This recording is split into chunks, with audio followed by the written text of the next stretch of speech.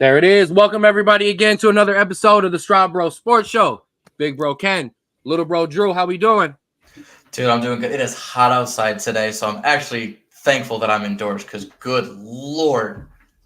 It is absolutely beautiful. And before I do the rundown, obviously you see 3 box today, big pod. You know what that means.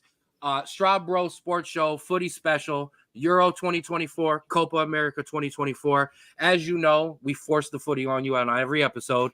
But it's not all the time that me and Straub find somebody else who loves the game just as much as us. So on the show today, I'd like to welcome Evan Littress of Akron City FC. He is their social media coordinator and sideline reporter, and he's a Walsh Jesuit High School senior soccer player. He's a winger.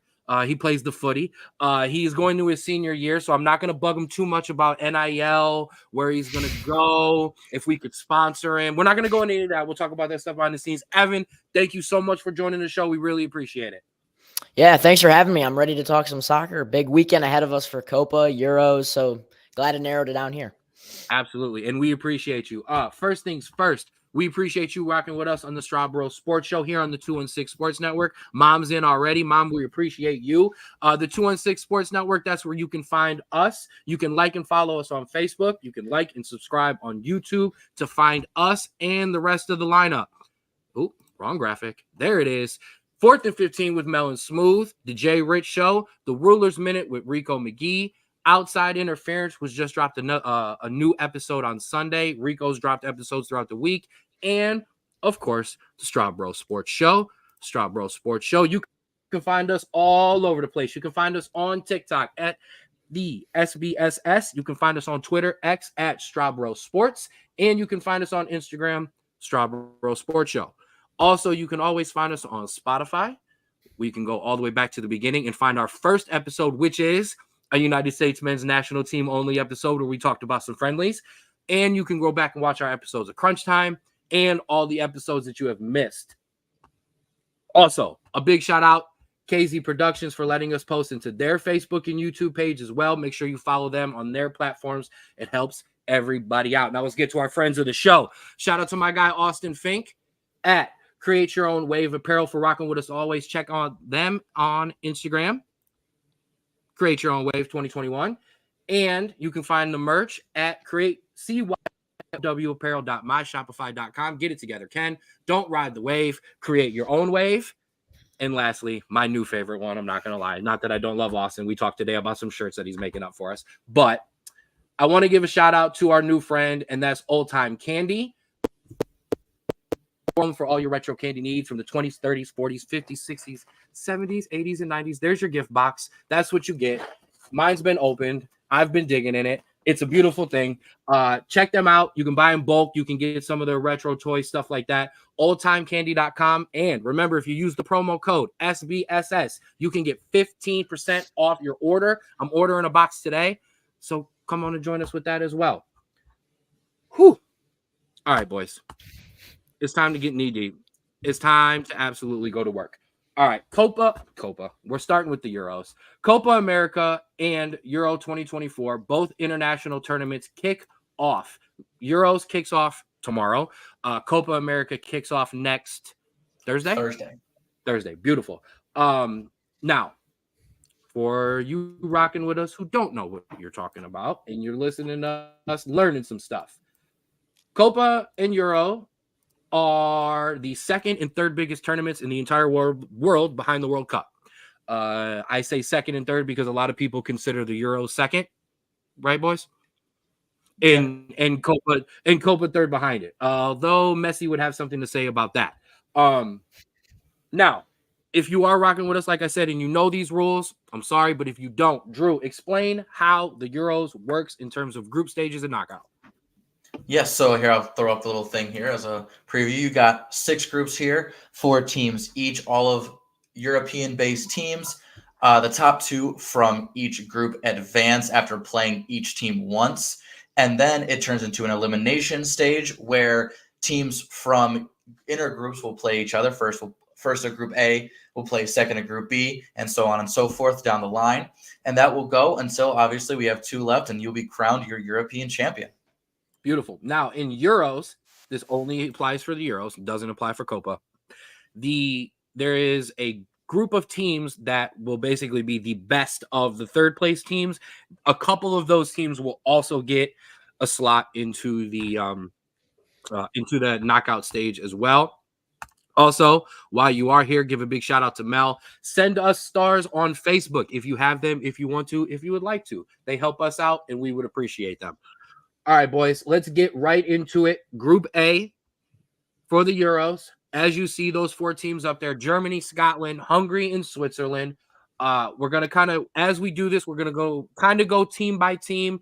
We are going to kind of obviously give some teams more space than others. Obviously, I want to talk about England a little bit more than I kind of want to talk about, I don't know. I won't give a team the name right now because I'm not going to do that. I'm not going to offend anybody 15 seconds in. I'll at least wait till we're a little further in. So let's start with Germany. I would say obviously the clear favorite in this group. However, we've said this before about Germany. They've kind of slipped up and struggled. I mean, it's kind of unfair to also say a team that has made it to a final has slipped up and struggled, but we have not seen the Germany of old. However, this German team isn't kind of built around those older players anymore. You have some newer guys that are starting to come in. Yes, you have some veterans, and as everybody sees, I've got 2 youngins on the screen with me, so I'm going to kind of lean on these veterans. I'm going to let these young kids talk about these young boys. Obviously, we know the veterans. We know Toni Kroos. We know Manuel Neuer. We know Antonio Rudiger, Iki Gundogan. But there is some youth in this German team. Straub. Are we going to see a different German squad, you think, come this Euro? Actually, I do. And so you look back at the World Cup and this German team, again, disappointed. But they do have a new manager in Julian Nagelsmann. And Julian Nagelsmann is a coach that has gotten results since he's came through. And so when you look at this German team, like you said, you have your Toni Kroos, you have your Manuel Neuers, you have Antonio Rudigers. But you do have players like Leroy Sané, Florian Wirtz, Kai Havertz that really are going to kind of put some new blood into this team. Speaking on Toni Kroos, he is expected to retire at the end of this tournament. An incredible player. Just wanted to give him a shout out. I think he's still going to impress in this tournament. Mm-hmm. And so when you look at this German team, you were kind of stuck in a rut. This like 2 World Cups ago and even 2 Euros ago. And even the last World Cup, you were still bringing in new guys that really didn't know the system, and it was the old coach with the old mentality. You have a new coach that has kind of gotten some games under his belt. I think that this is an easy group for them. They can disregard the struggles of their previous regime, and I think can easily top this group. I agree. Evan, talk to me about how you feel about this German side. Yeah, I definitely would agree with most of the stuff Andrew was saying about Germany, just squad-wise, veteran-wise, youth-wise, and especially on big eyes looking at Florian Wirtz, Leverkusen man, been linked to big clubs. I definitely think down the line we'll see him at Real Madrid eventually. But I think Germany, with the experience they have and the new manager coming in, I think it's a little bit more breathing room. I don't expect them to win this tournament, but I do think that they can make a lot of progress from this Euro into the next international friendlies, international tournaments and stuff like that. But I do believe that they will top this group. I really like that because I that is exactly how I felt about this German team. I don't think there's a question of them getting through, but I think that's kind of where I was like, okay. But I don't think that's bad. Like you have a mix in this team of, like I said, older, new generation. They're gonna need to feel it out. The one thing I do like about this team is they're good up the middle. The spine of this team is very, very good with Neuer. God, Jesus, it's already bad for me on names, and we're just on Germany. This is going to go awful. With Rudiger, with Kroos, with Gundogan, like you have Havertz in there too. Wirtz, if he plays in the middle in his more central attacking midfielder role there, you have a nice spine there for Germany, and that's a key. It's why some of these other teams have been so successful are those guys in the middle. Go ahead. And to add along with that, you got a good amount of Bayern players in there, along with Leverkusen. And Leverkusen, arguably this year, was one of the most successful teams in Europe, breezing away through that Bundesliga season. over Dortmund, Bayern. We definitely did not expect that going into this season. So you got guys like Fulrich, Andrich, Wirtz, so players that and then another player I think we're forgetting about is Joshua Kimmich, who is kind of that backbone of the Bayern squad, in and out, doesn't get too many injuries, and he's a consistent player. So I definitely think an important piece in that midfield this year is going to be, or in this tournament at least, is going to be Kimmich. Oh, I agree. Drew, final thoughts on Germany? I think this is their group to win. I think that they do have some opponents, but I think they're either old or kind of up and coming. And so I think Germany, you never want to do that, but I think you want to look at that group B going in and saying, what team are we going to have to come up against? Because I think that's a little bit more of an open group than this group. I agree. Now, as we both agree, Germany, the number one team in this group, I kind of believe that there are two teams fighting for that second spot, and that would be Scotland and Switzerland. Switzerland, a lot of people are high on. They've been high on. They have talent. Granit Xhaka, who just won a Bundesliga title at said Leverkusen. And they have Shaqiri. But I'm not going to lie. Personally, I'm kind of high on this Scotland team. I know some people have, and they've been they've kind of had some disappointing tournaments, but I mean, Scott McTominay, a United boy, and you can say what you want about him at United. I know I'm going to sound biased no matter what I say, but he's one of the top scorers in the Euros. I mean, and those are just facts. Andrew Robinson, Evans Liverpool guy. We're spreading the teams around here. A top talent. Billy Gilmore, a former Chelsea man. John McGinn. Miss him so much. I believe it. John McGinn, who's been in absolute form this year. Che Adams is a confident striker. Am I wrong for thinking Scotland can edge out Switzerland for second in this group? So I don't think you're wrong at all. I think the Scotland team has a lot of youth. They can make some noise if they come to play. Unfortunately, like you said, sometimes they haven't come to play in some of these tournaments, but you have midfielder Scott McTominay and Billy Gilmore, like you said, they can lead this team to basically as far as they can go, which I believe is second in the group. But I think, honestly, this second place is wide open for every team in this group. Switzerland, they're getting older, but I think they have one good run left in them. It depends on 31-year-old Granit Xhaka and 32-year-old Xherdan Shaqiri to take them, basically. This team is always surprising in World Cups and in other tournaments, but they might be getting a little too old to be the cardiac kids anymore. So that's kind of an issue for me. But I do want to touch on the team that we haven't touched on yet, and that's Hungary.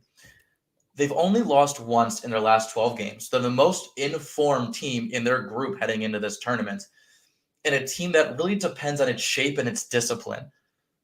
They could easily get pulled out of shape against these teams, especially like a Germany that is really good at just picking you apart.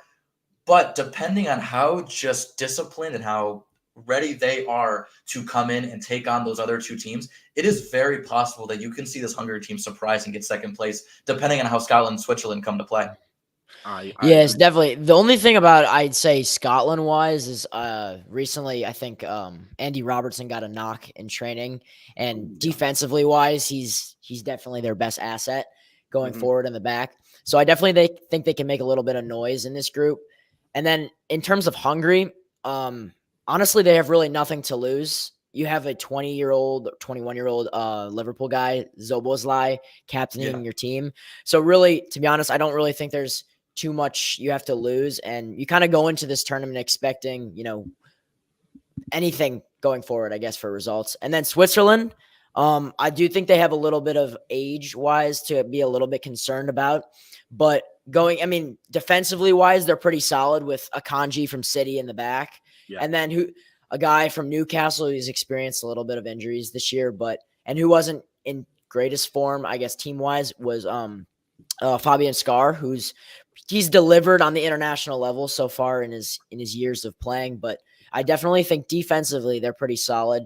And like you mentioned, Xhaka, Shaqiri, Jan Sommer from Inter Milan, they do have a little bit of age to be a little bit concerned about, but talent-wise, it's there. So it's honestly whatever they can manage in this group. I definitely think they're gunning for second.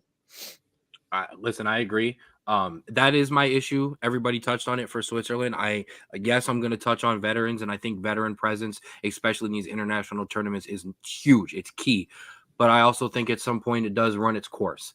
And I think that might be the problem with Switzerland is I think it might be starting to run its course. And exactly what you guys said about Hungary, we've seen it in the past with Iceland. We've seen, man, about way back in the day before the two of you were even old enough to be watching soccer, my Greeks who took a great run to in winning the Euros. We've seen it happen at the Euros. We've seen teams make magical runs. So Hungary will definitely be looking to make one of those. All right, boys, I'm going to put you on the spot. You don't have to do what I'm going to do, but who do you have winning the group? Who do you have coming out? I have Germany, Scotland, Switzerland. I have Germany, Scotland, Hungary, Switzerland. That is my order for Group A. Straub, give me your 1 and 2. You can give me 3 and 4 if you want.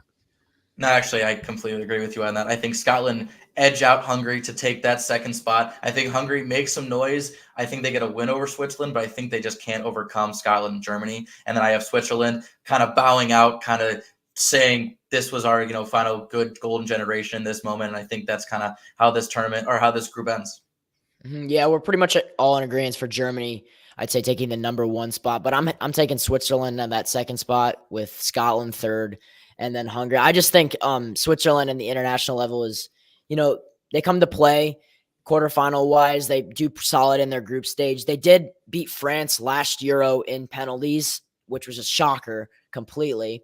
So I definitely think they can make a little bit of noise in the group. So I'd put Germany, Switzerland, Scotland, Hungary. I like it. I like it a lot. All right, we're moving on to Group B. This is a deep group. Spain, Croatia, Italy, Albania.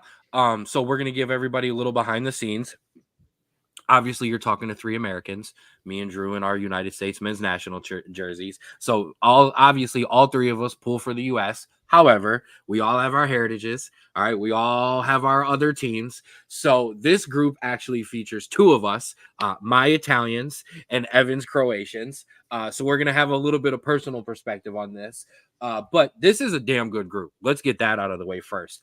We've got others, but it kind of really kicks off right here. Now, despite my Italians' issues, when they do make a tournament, they tend to actually do pretty well when we actually make a damn tournament. So you could argue there are 3 legit teams that could vie for the number 1 spot in this group. And then you have Albania. No offense to Albania. We'll get to them. But actually here, do we want to start with Albania? Let's start. Let's get Albania out of the way, and then we'll go to the big dogs. Albania qualified top of their group to qualify for Euros. Now, their group was them, Czech Republic, Poland, Moldova, and the Faroe Islands. However, Poland is a threat. They always kind of have been. Czech Republic are here, and Poland are here. So, obviously, teams that have made it. But that was who, was in the top of their group. But anybody else want to talk about Albania before I move on to the big dogs? I do. Because I think this team is kind of being overlooked, similar to how a Georgia in Group E is being looked. But you mean the way I just overlooked them? Exactly. This is a solid team. They're not stars at all in any respect, but a lot of these players are regular starters for their club. You have Amanda Baroya, who is an ex-Chelsea player, and a lot of these guys are really, I think, going to be feeding off that. They are expected to finish dead last, 0 points. But I think maybe if not advancing through, can really cause some chaos with these other teams. Because if you look at teams like Croatia, like Spain, like Italy, other than Croatia, who we will give their props to, but is definitely getting older. I know we said that last World Cup, but it is also 2 years from then. These Spain and Italy are teams that regularly play down to their opponents and just do not come as prepared, especially in the early rounds. And so you have this Albanian team that almost is their golden generation. I know I've been saying that, frequently in terms of Switzerland previously, but this team, I think, could potentially cause some chaos at the top of the group and maybe get a team that shouldn't have been advancing to advance, or a team that we thought was going to keep flying, potentially get stuttered and get knocked out of in the group stage. So maybe not a force or a team that could make a run, but a team maybe like kind of like a Costa Rica did in the World Cup that could cause a little bit of chaos. Yeah, I 100% agree with that. I think like you said, one thing that stuck out to me was that Spain and Italy, they do tend to play down to their opposing team, whether they're a top-notch team or whether they're just simply not there. But dude, I definitely think that for this tournament wise, they can cause a little bit of rubble in this group and be the deciding factor on if a Spain, if a Croatia, and if an Italy will advance. So it's going to be, I think this is the super group, obviously, out of this tournament. But for the most part, I do think Albania will play a massive role in deciding who gets that second spot and who gets that first spot, depending on how close it really is. I absolutely agree. Now we touched on Albania, and that is the one point I am going to touch. I know I kind of was one of the people who did overlook them. It's going to come down. You're going to have to get 3 points. You're going to have to get 3 points against them, or you potentially risk not making it. So before I turn the floor over to Evan to talk about his Croatians, I'm going to touch on my Italians, and then we'll all kind of jump in on Spain. Viva Italia. Come on, baby. Let's go. I'm going to get the hands going. Like I said, when we come to a tournament, we come to win this thing. There is some talent, but it's not the strongest Italian team that could have been brought. That is for sure. Some suspensions, some just injuries, some things have not gone well. However, I mean, Jorginho, Federico Chiesa, Matteo Darmian. I cannot believe my old ex-United player is still rocking the way he is. Di Lorenzo.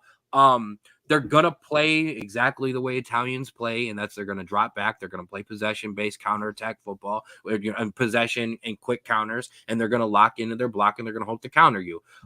There's Scamalla off the bench, big boy who came in from West Ham or was at West Ham last year, transferred back into Italy. I'm big on him too. So anybody else want to touch on my Italians before I just give them all the love and say they're going to run away with this group, which I know they won't? Listen, you're incredibly talented defensively, and you have all the talent in the midfield. I honestly can't find enough goals in this lineup if it's not coming from penalties. And I think that's where it's going to be interesting because Croatia's going to get 1 or 2 every game. That's just what they do. They always get a goal. Spain is going to come at you with numbers all the time. And basically, I don't think anyone's going to touch the ball past half field when you play Albania because both of y'all are going to be just sitting with 8 guys behind the ball at all times. So if you can get the movement that we know that Italian teams from the past can do, and you can get, some good runs in on the box and some easy kind of passes for your midfielders, for your forwards to finish, then you have a chance. But I think that there's just a lot of question marks on who is going to score these goals coming into this tournament. Yeah, I mean, going along with that, I think this team's future for this tournament is really all going to be derived off of Federico Chiesa. He made his name in the last Euro, and he showed why he was very, very dominant. Since then, he's struggled with a lot of injuries out of that Juventus team. But when he does play for Juventus, he's very, very, very solid up front.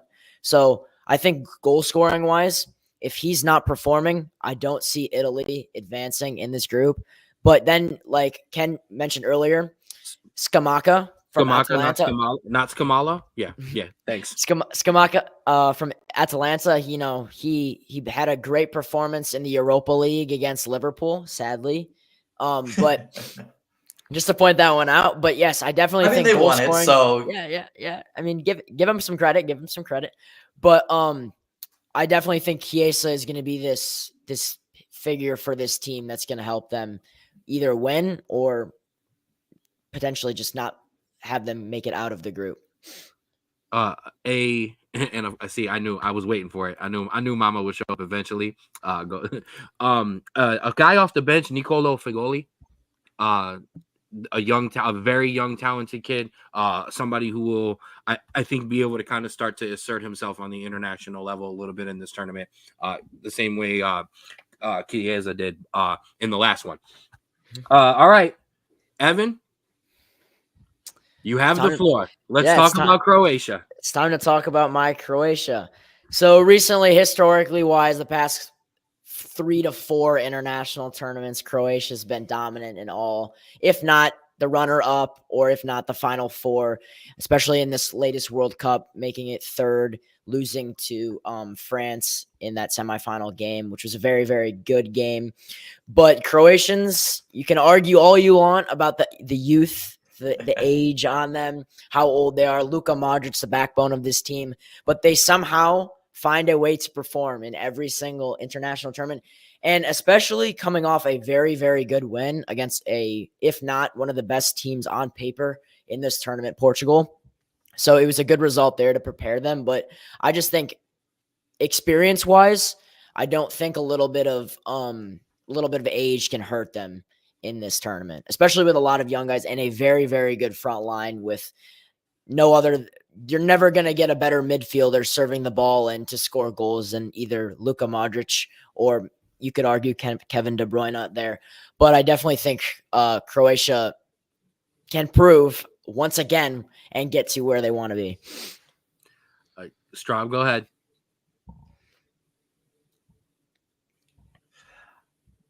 So all props to Croatia. They've been the darlings of the past 2 World Cups. A team in the last World Cup where assumed they were past their golden generation and continued to overcome the doubters. So all props to them. I think that this team was one of the most fun teams to watch every time they pop on a screen. It's stupid of me, and I will 100% say that when they inevitably get past the group and make another run. But I feel like this team is finally too old to compete in this group. I think they'll narrowly be eliminated in the group stage. I think that it's one of those teams that is going to play its heart out, but I think that there are other teams in this group that are going to get hot at the right time, and I think are just going to be a little too much to overcome with the spirit of Luka Modric when he comes on in the 75th minute and plays the most accurate ball I've ever seen in my life. But obviously, like I said, I am more than willing to be proven wrong, and I probably will be. So this is this is why I have both of you. Okay. You both come in with your correct pronunciations and your correct facts and your knowledge. Now I come in with incorrect pronunciations, but knowledge, lots of knowledge, double both of your years almost. I'm going to contradict the hell out of myself with what I'm about to say, okay? Because I literally just told everyone at the beginning of this pod I was going to focus on veterans because veteran presence, it's a key thing. But I'm also going to sit here and tell you how I'm going to bet against them because I think they're too old. The reason that I'm worried about Croatia is because when they made that World Cup run that everyone was kind of surprised about, I think we thought they would get out of the group, but I don't think anybody think they were going to make that kind of run. Perisic, Modric, they were still playing.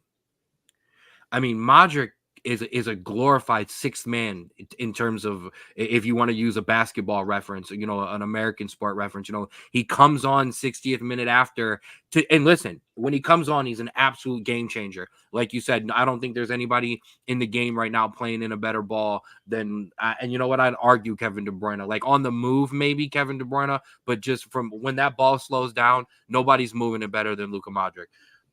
They're not playing as much for their clubs anymore. So that's what worries me. Can the rest of these younger guys keep this game in hand before you bring on these clutch veterans who are going to make plays, because that's what clutch veterans do at these tournaments? Or if you start them, what kind of minutes are you going to get out of these guys come game 2, come game 3, when you potentially need some points? So that would be the one thing I would worry about on this team. However, Kovacic ain't a young man or ain't an old man. All right, he's in his prime. He's ready to go. So this is still a team to be reckoned with, absolutely. But there is a risk there when your best players aren't getting the same amount of minutes. Yeah, going along with that, I guess worrying. The only worry for this team-wise that I would have a little bit of concern is can Luka Modric play the full 90 minutes in every game? Which, I mean, just speaking from his past games with Real, he's been coming off the bench. He's been doing great. Champions League winner. But he has not been starting, like Ken said. And I think the struggle is going to be to find him to get 90 minutes or so. But we have seen in the past, he has came off in around the 75th minute, and they do their job in penalties. I will say that they have one of the best goalkeepers in the world, in my opinion, for a penalty saving. Livakovic, who plays on Dinamo Zagreb in Croatia. One of the more underrated goalies, I think, in today's age. He's very young as well, and I think a lot of us had this similar thoughts about this Croatian team when they played in the Nations League final or in the Nations League tournament last year or so. You had concerns about Perisic, who was in one of his worst seasons with Tottenham. He was not doing great at all. Brozovic in Saudi hasn't been great at all. Injury, last year as well. And then Kovacic making that little switch from Chelsea to City. But there's something about them that when it comes to the international level and playing in important games, they come to play. And I can't argue with the past success they've had in the past years, but I definitely think I think they can get to a good point in this tournament. No, I don't disagree with I don't disagree. Like the more and more I'm talking myself about this Croatian team, the more and more I'm starting to regret what I might do at the end. And like I said, I have full reign. This is my podcast. I will change my picks at the end if I want to, regardless of what I've said for 2 hours. I do want to rein us in just a little bit, boys, because we're 31 minutes into this pod and we're only in Group B, and we got 2 whole tournaments to go through. But with that, listen, this is great stuff. This stuff's I'm sending this to ESPN FC because after what I'm listening to, we got a better show than them. Now let's talk about the perennial favorites in this group, the one that everybody loves, the sparkling darlings of the European tournaments, and that's Spain. All the old names are finally gone, and I think that's a good thing. I know for a lot of teams, like we just talking about Croatia, where I don't think it would be a good thing for those key veterans to have been left off. I think it's a really good thing that Spain has finally cleaned house of that older generation of players. I know majority of them are retired, but I'm just in general, that's the last tournament. There was still some lingerings. There was still some leftovers. I mean, this team is built a lot differently now. Pedri, Rodri, Laporta, Nico Williams, Ferran Torres. They do have some veterans. 2 of them I want to mention specifically: Carvajal for Real Madrid, Morata of Atletico Madrid, Straub's favorite when he was at Chelsea. But they have key veterans. Morata has played better for Spain, I think, at times than he ever has played for some of his clubs. I think he can really turn it on. I think he can be key for this national team. But it's going to be hard to get through that Spanish midfield as well. Listen, I just want to say, the man could hit the broadside of a barn for Chelsea and then goes to Juventus and Atletico Madrid and starts scoring 20 a season. I don't know how that works. I knew it was coming. I had to tee him up. Sorry. Anyways, listen, Spain, they're a regular favorite. However, recently, they've kind of been disappointing. And obviously, you could blame that on the youth kind of getting their feet wet, but it is something to look at. However, they have, they're doing their normal thing leading up to a tournament. They have 10 wins in their last 12 games. Like you said, the young talent is there, but they have always struggled to beat teams that sit back and defend, which, if you look at this group, is kind of the norm here. And so this is a massive task for Spain, which is, can you finally start breaking down teams in a low block? It's kind of been the issue for them and since they won the last World Cup in 2010. So that is your big thing here. Do I think that they will? Yes. But that is probably your biggest question mark, because if they can get over that, they are your favorites, or at least one of your favorites in this tournament. Yeah, for sure. Wrap us up with Spain and then give me your prediction for the group. Perfect. Yeah, I definitely agree. I think one of the things that the coach Luis de la Fuente narrowed down and did a great job with, I think he found a good happy medium of veteran and youth in this team.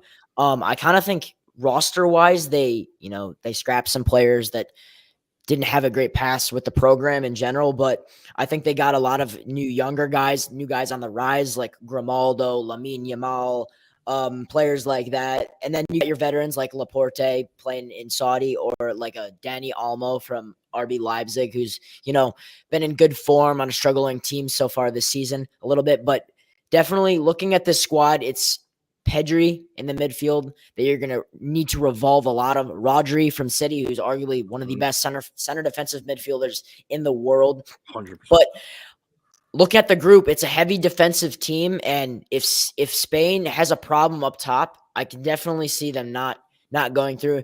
And just kind of referencing my Croatia boys again, but on Croatia's defense wise, you have young Josko Vardiel from City as well. So, and then you have Stanisic from Bayern Leverkusen, 2 top players of the season in both of their leagues. And then Italy, obviously, plenty of Italian defenders on Inter Milan. Any of those guys are very, very solid. So I think Spain's biggest problem and the one if for this tournament is who's going to be scoring those goals up front. And I think it's going to have to be Alvaro Morata. So, and we've seen him thrive in that position on the international level, but can he consistently with this younger team, with Pedri, with Lamine Yamal, with Fermin Lopez up top, with some of these guys like Joselu, who's been great for Real Madrid off the bench, but it will be interesting to see his role with this team, considering he is a veteran. So looking at this group, I'm saying Croatia number 1, Spain second, Italy third, and Albania fourth. I like it. Straub? A little different. I think the Group A was pretty consistent. Obviously, we had difference in 2. We all kind of knew a 1. For Group B, I think Spain figures it out. I think they top this group. I think that they can find those goals. I think that they have enough movement on the wings to get and feed Morata when they need to. I'm sticking to my original thing here. I know you convinced me pretty hard, but I think Italy finds a way. I think they get second in this group narrowly, followed by Croatia, and then Albania last. But Albania does get some points, and I think that is the deciding factor in between 2 and 3, and I think that's why Italy tops Croatia. Excuse me, we're agreeing, so this is doomed. I want to have some fun real quick. Evan, how did you pronounce that defender's name from Spain? Spain, which defender? Laporte. How did Laporte. Yeah. Just so you know, it will always be Laporta due to former Cleveland Guardians / Indians, Matt Laporta. Yeah. So that's 100% on me. That's 100% on me. Because as soon as I rolled through that, I went, "What did I do?" Oh yeah, Matt Laporta. Sorry, the baseball starts to seep in. I couldn't separate the footy there. Yeah. Unfortunately, me and Drew agree, and I don't like this. I've got Spain, Italy, Croatia, Albania. I do have it finally ending for the Croatians. I will happily come on this pod for the group stage and eat all kinds of crow and take and all of it. Evan, you get us a Croatian flag, it'll be up behind us. You make it to the group stage, or his, one of the two. You have our word. All right, let's get rolling. Let's start to pick up some steam here. Let's get into Group C. Slovenia, Denmark, Serbia, and the heavy favorites, the English. Are you guys ready for a month of this whole it's coming home garbage? Of course, because it's going to be even funnier when it doesn't come home and we can make fun of them, so it's fine. This is a group, once again, I think that could produce 3 teams into the knockout stage, but I also should be a group where it's 3 teams battling for one spot that coveted the second spot, because England has to walk away with this group, right? So that noise was perfect. The collective from both of you was perfect. So they're the favorites in this tournament in the odds. If you go to the odds, but if you talk to any soccer fan, they are not the favorite by a long stretch, just because of it's England. They don't finish tournaments. They reached the final last year. They definitely could do it again. But similar to the U.S., a lot of people blame the manager for not utilizing this talent England has and playing well below their potential. For them to do something in this tournament, and by do something, I mean reach and win a final, you have to play aggressive with this team, because a conservative England does not win. If you watch the World Cup, because a lot of people don't watch the Euros, if you watch the World Cup, they played conservatively against the U.S. and almost lost that game. And so you have this manager that continuously tries to go on. Is that now the second greatest draw in American history? We'll talk about that later. You continuously have this manager that tries to be as defensive as possible and as fail safe as possible, that he plays it to the detriment of his team. If this team goes out and plays how we know a team of this quality can play with free-flowing attack and this midfield that could ping a ball to anywhere on the field and a defense that could stop any team in this tournament, they should win this. But it's all about how the tactics are. Yeah, I mean, you just look at anything that Andrew just said. They lost in the penalty shootout in last Euro against Italy. They lost in the World Cup quarterfinal to France. They lost in the semifinal in 2018 to Croatia in the World Cup. So the results obviously haven't been there in tournament wise. They can't reach that last step, but the talent on this team is amazing. It's unmatched compared to some of these other. The only two you could say is maybe France and a couple of the others. But this the kid's stealing talent my stuff. I had a yes or no question for you. Is France the only other team that can touch this talent? Yeah. I think so, to be honest. I have France winning the whole spoiler tournament. alert. The whole tournament, we'll put it there.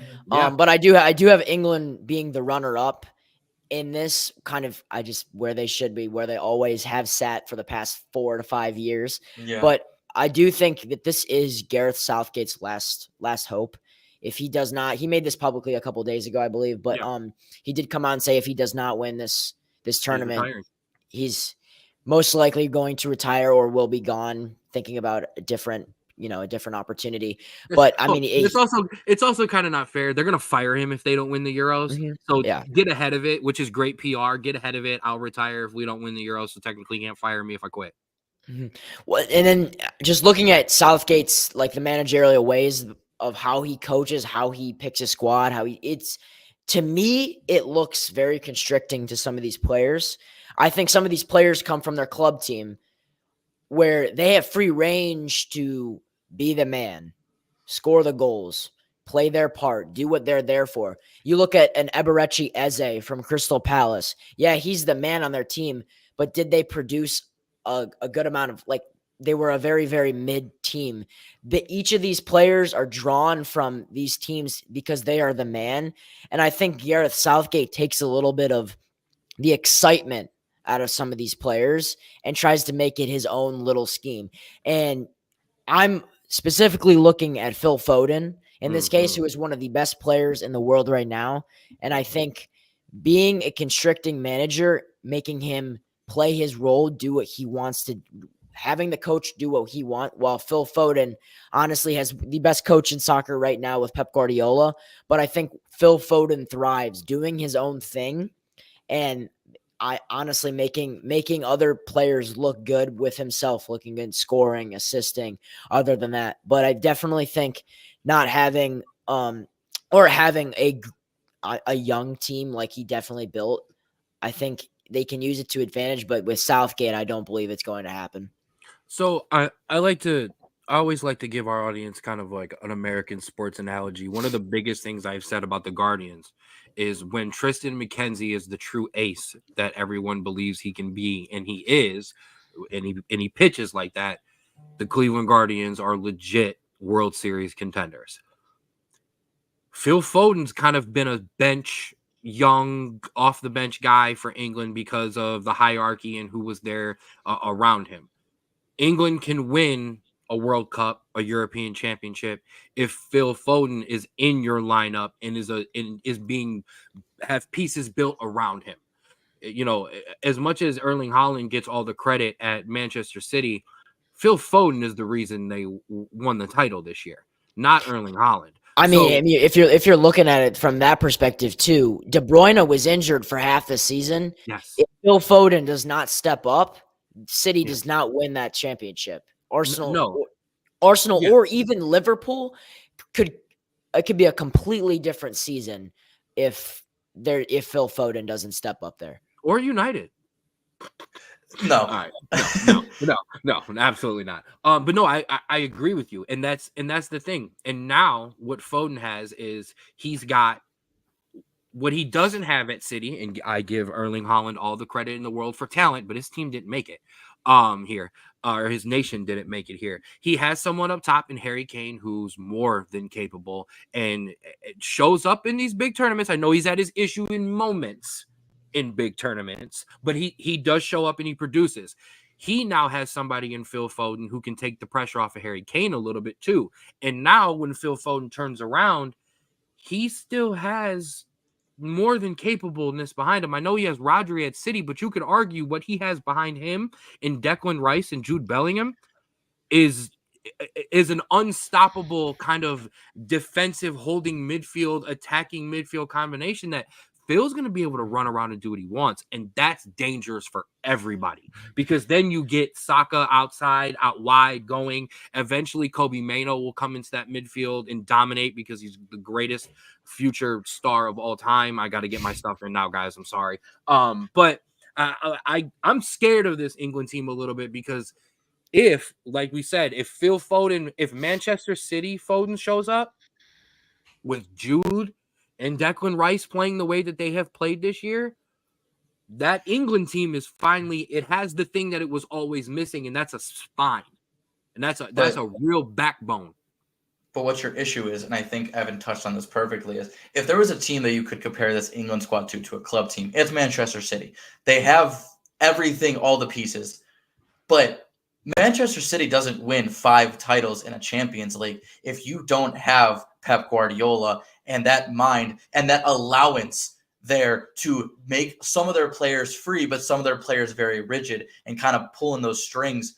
When you look at Gareth Southgate, he is so rigid in every aspect that he wants his team to play in, that could be your limitation and the reason as to why England doesn't have any trophies at the end of this generation. And so that is your key here. And that is kind of what the U.S. is very similar going through, is allowing your players and allowing that flexibility. Don't get too deep in these. Allowing that flexibility to shine, because that is when you are going to be your most successful, especially when you have a defense and a defensive mid like you do. Yeah, kind of what Andrew was saying. I think that England have found their identity. They are very compared to, it's a big Prem team, a lot of City guys, a lot of Chelsea guys. They found their identity, but a couple United guys, a couple Liverpool guys. Don't want to forget them. He gets no love without me getting some. But by finding their identity, I think they just need Gareth Southgate needs to open up and let them play. Let them do what they do in their club team. And I don't want to get bogged down too much on just England. The one thing I will say, if he's gonna be restrictive in the fact that he basically wants to play with, you could argue 6. He wants to play with 4 in the back, and he wants to play with 2 holding midfielders. That's what he likes to do. Jude is not going to just sit back. Jude Bellingham is going to get forward. That's what he's going to do. So at least if you're England and you're sitting there in that locker room and you're going, all right, he's going to make us play a little bit back. At least Declan Rice is going to float in and out, but he's going to hold in that position. That's going to give Jude the possibility to turn that attack from 3 to 4 to 5 guys when you're pushing up the field. So at least the personnel he has in, I understand if you want to play the Princeton offense, but at least if you do it with LeBron, it's the best Princeton offense you've ever had. You know what I mean? Or if you do it with Kobe or Jordan, it's the best Princeton offense of all time. So yeah, he's gonna play a little bit restricted, but at least he's got some guys in there that can make it go. Now there are some. Go ahead. Just one other thing to add, I guess. Recently, one thing from Southgate that I have started to like, and I'm no bias here, anything like that, but there has been rumors that he will start Trent in the midfield. And there was a stat a couple games ago, or when they drew to Iceland, I believe, that he came on in the 75th or 65th minute or so and created 25 chances in front of goal, more than any player in that roster. That right foot is deadly, man. In the game. And I think by Southgate even considering a complete position switch for Trent in this England team, I think he's starting to understand that there's a lot of leaning room and a lot of wiggle room in this team to move people around, try things at different positions. But I think by a difference maker in Trent, who in the past has not been great defensively, but when you put him in front of goal, there's going to be problems for an opposing team. And giving Trent the option to play in the middle to produce for Palmer Foden, Kane, Saka, Gate Bellingham involved. Any of those guys, I think it's very dangerous. And I just think it's a need for this England team, a consistent provider in the middle. 100%, because the one thing that you're going to be able to do, and then I want to start touching on the other teams in this group. You have Kobe Mano and you have Trent Alexander-Arnold, two guys inexperienced at the international level. I know Trent's had some, but not in where he's going to be playing. He's dabbled in the midfield a little bit for Liverpool throughout the year in certain occasions, but it's not where he plays regularly. Both of these guys are going to be basically debuting. Man, if you're going to do it, like I said, and I don't want to keep harping on the same two guys, but man, to be able to debut, knowing I got Declan Rice and Jude Bellingham behind me, is not a bad way to debut. So that will definitely help. One of the other teams, I mean, the team for me clearly gunning for second place, that's this Denmark team with a little bit something to prove. You know, the last time Denmark was on the international level, unfortunately, there was a very scary incident with Christian Eriksen where he collapsed on the field. But this team is poised. Christian Eriksen, they have Højbjerg, they have Delaney, Andreas Christensen, Yannick Vestergaard, Kasper Schmeichel, a very, very, very experienced goalie. They also have a young man named Rasmus Højlund to keep plugging my United guys. But, you know, he's come along and has been in the form. Always be scared of a team that's got something. They feel like they have something to prove, especially at a tournament like this. I absolutely, and I'll spoil that, have Denmark making it out of this group. Listen, this is honestly a team that I think everyone forgets about and always plays well as soon as they do start seeing them play. I think this team, honestly, like you said, due to the age of Højbjerg, Schmeichel, Eriksen, this team, I think, will go as far as how hot Rasmus Højlund is in this tournament. I think that is your key. You are going to have facilitators. You are going to have people that are going to get the ball in good spaces. But can Højlund get you those goals? Because listen, if Højlund is hot, this team could honestly finish first depending on how rigid England is.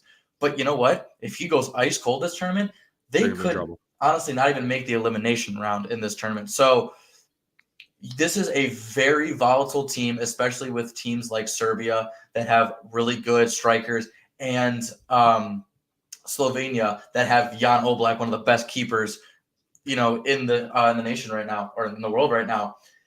And so a very interesting team that, like we said, always plays well and always plays better than everyone expects because no one remembers how good Denmark is until tournament time comes. But it also could be this big of maybe you're kind of getting to that spot where you're a little too old now.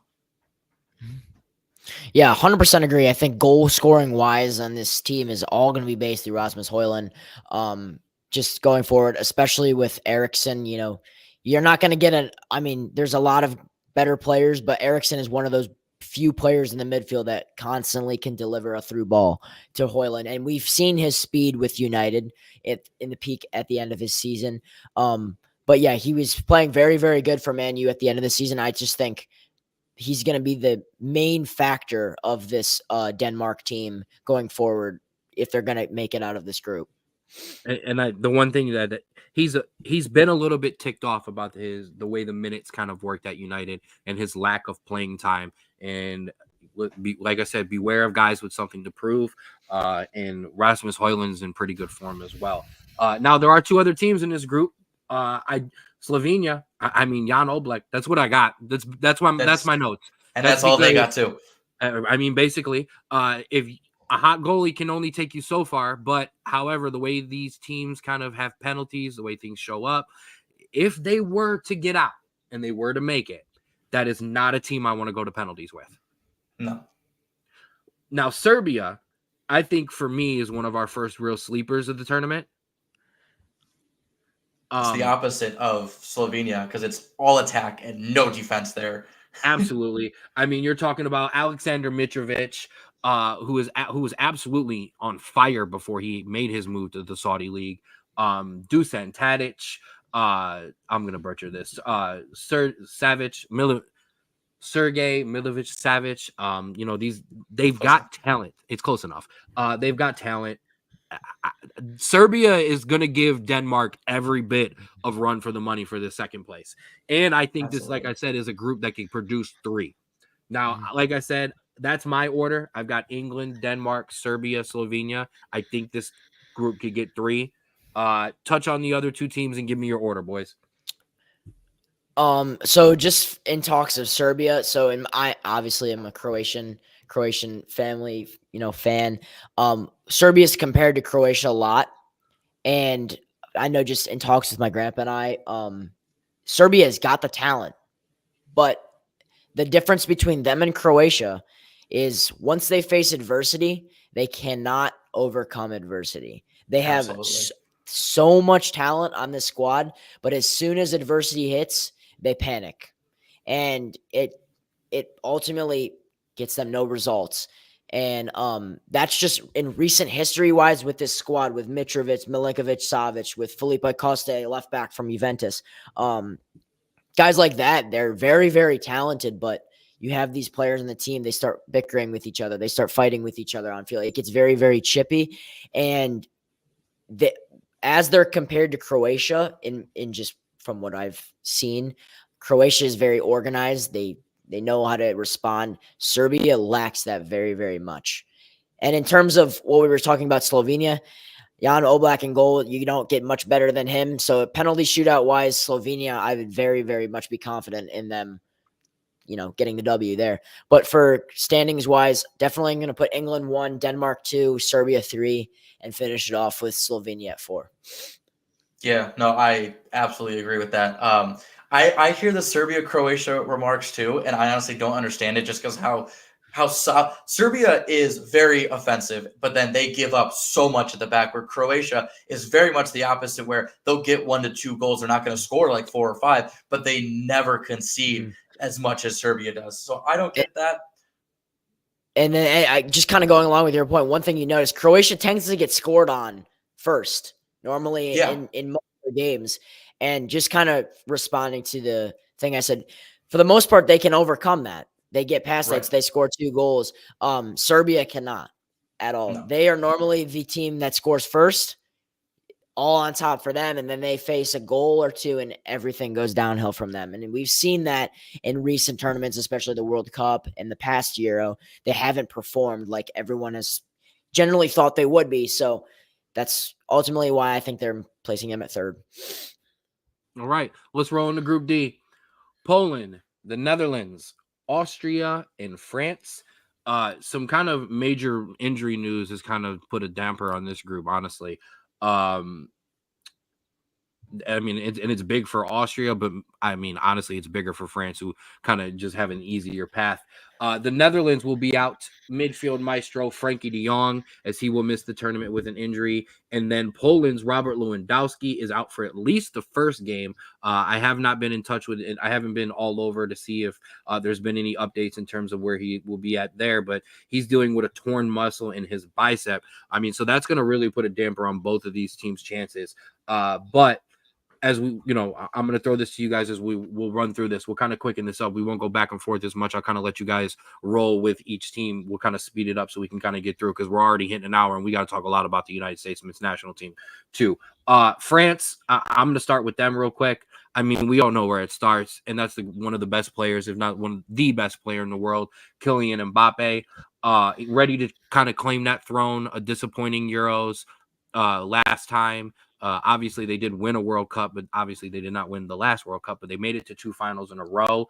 I would say normally you would kind of think about a team having fatigue, but this team is made up of very, very young, great talent. I mean, you're talking about William Saliba, Kanate, Camavinga, and Tukameni from Real Madrid, 2 just solid, great players in the midfield. I mean, and then of course, and I have to mention him, and this just kills me, the veteran up top, Olivier Giroud, the man who doesn't age, the ageless wonder, who's always. I mean, the reason he's so great for France up top is because he's absolutely, number one, he brings a calmness, and he is absolutely unselfish and is willing to just bring a ball down, take it out, give it out to his wingers, let the more talented youngsters come into play. I mean, obviously, Dembele and Griezmann, are key contributors there. France is a key team to be reckoned with. Obviously, we know that. There's some other teams in this group, though. I mean, Austria. Austria's got some players. Sabitzer, who needs to play like the guy he was for Munich and United. Or I'll say Munich, not necessarily for United. And then Marco Arnautovic coming off the bench. Clutch strikers coming off the bench. That will be the key here. Drew, talk to me a little bit about this group. Because of the injuries, I'm not going to lie. I know Netherlands still has some talent. Or not still has some talent. They have plenty of talent. Memphis Depay. Sorry, I'm scrolling through and I lost what I was talking. Matthias de Ligt, Weghorst. They still have Virgil van Dijk. He's a great player. So for me, I'm going to put this in France, Netherlands, Austria, Poland. Straub, give me your thoughts about this group. Yeah, I tend to somewhat agree with you. I think if we're going to talk about, England's attack, France is Antoine Griezmann, Olivier Giroud, Kylian Mbappe, Ousmane Dembele, Rabiot, Thuram, Coman, like insane depth offensively. They're strong in the midfield defense as well. However, they are notable slow starters in tournaments. Their first game, it takes them a while to get going. It really seems like they don't care about that side of the tournament. They're just biding their time to get to the knockouts, which is where I think a team like the Netherlands can come in and take the first spot off of here. They are a wild card in every tournament they play in. Their style is really unlike most teams. I know they have a new manager, but I feel like the identity is still there. They're always going to be able to surprise teams. And honestly, if not for a miraculous comeback from Argentina, we would have crowned a different champion in the 2022 World Cup. This is also one of the best defensive teams in the tournament with some promising youth on the bench. I think this team is going to be the surprise of the tournament. Give me Netherlands 1, France 2nd. I think Austria, with lacking their leader in David Alaba due to injury, I think is going to cost them and not cause much trouble as well as Poland, but I think that they do better than Poland. I think they finished 3rd. And I think Poland is in the group of death, in my opinion.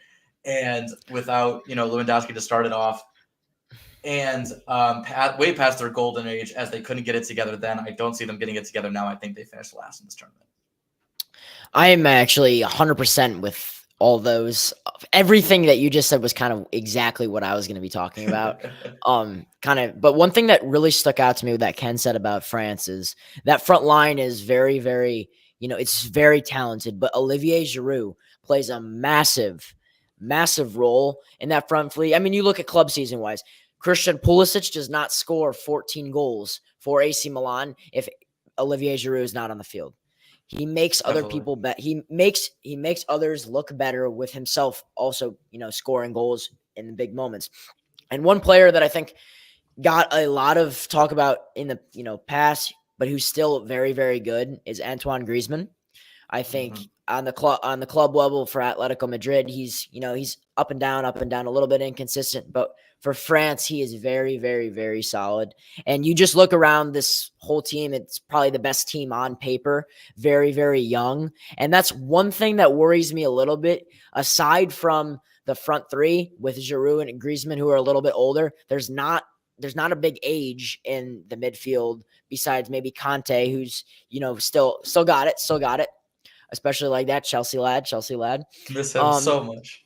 But I think youth is a little bit worrying for me in this team. They have a lot of young players. Kingsley Coman, Jules Koundé, Moussa Diaby, who hasn't been great for Aston Villa this season. And then one of the best center backs in the world so far this season for Arsenal, Saliba, who has been awesome. So I think France definitely finishes either first or second. In mine, I'm actually going to be putting them second because I think Netherlands has a lot to prove, and I have them being one of the most underrated squads in this list. I think they have the best defense in the entire tournament. No bias there. Virgil van Dijk, Nathan Ake, who's coming off a great season with Man City, and then you have a very, very good right back who is on top of the world right now with Bayern Leverkusen, with Jeremy Frimpong, one of the fastest right backs out there, one of the very big goal-scoring machine for him, especially a right back defender who's producing on the high level. So I think defensively, it's going to be very, very hard to score on the Dutch. Midfield wise worries me a bit, definitely with De Jong not being there, but you do have Xavi Simons, you do have Gini Wijnaldum with experience. So you have guys like that. And up top, you have Cody Gakpo, another Liverpool guy, and then Memphis Depay, who have definitely produced. Cody Gakpo played a lot better at the end of the season for Liverpool, but Memphis Depay comes to play when he plays with the Dutch. It's definitely going to be a good group. And I do agree with Andrew. France tends to start slow. So that's why I have Netherlands being number 1 in the group. It's almost as a wake-up call for France heading into the knockout stage of the quarterfinals, stuff like that, for them to warm up a bit. So I do have Netherlands first, France second in that group. And then it's kind of a toss-up for me between Poland and Austria. Poland missing Lewandowski for that first game is going to be very, very hard. But they do have other players on that team that are pretty beneficial. Szczesny in goal, Matty Cash at right back from Aston Villa. So they got definitely a lot of promise. But going forward, I think it's going to be Netherlands, France, Poland, Austria. Love it. All right. Group E, or Group D2, as on Drew's graphic. We have... Yeah, you're good. We have the team I'm going to rant on for a second. Belgium. We have Slovakia, Romania, and Ukraine. Honestly, a lot of people consider this group one big team and this group to be one big team and 3 others. I'm not so sure about that anymore because I'm tired of just throwing this big dog great team on this Belgium team because this golden ass generation didn't win a damn thing. Okay. And now most of those guys are gone.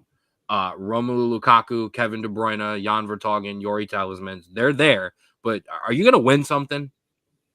Are you going to step up, or is Doku, Leandro Trossard, De Ketterle, are those guys going to carry you, and the kids going to carry your stuff, your butts? Because I'm tired of it. And not to sound, negative, but they've won nothing.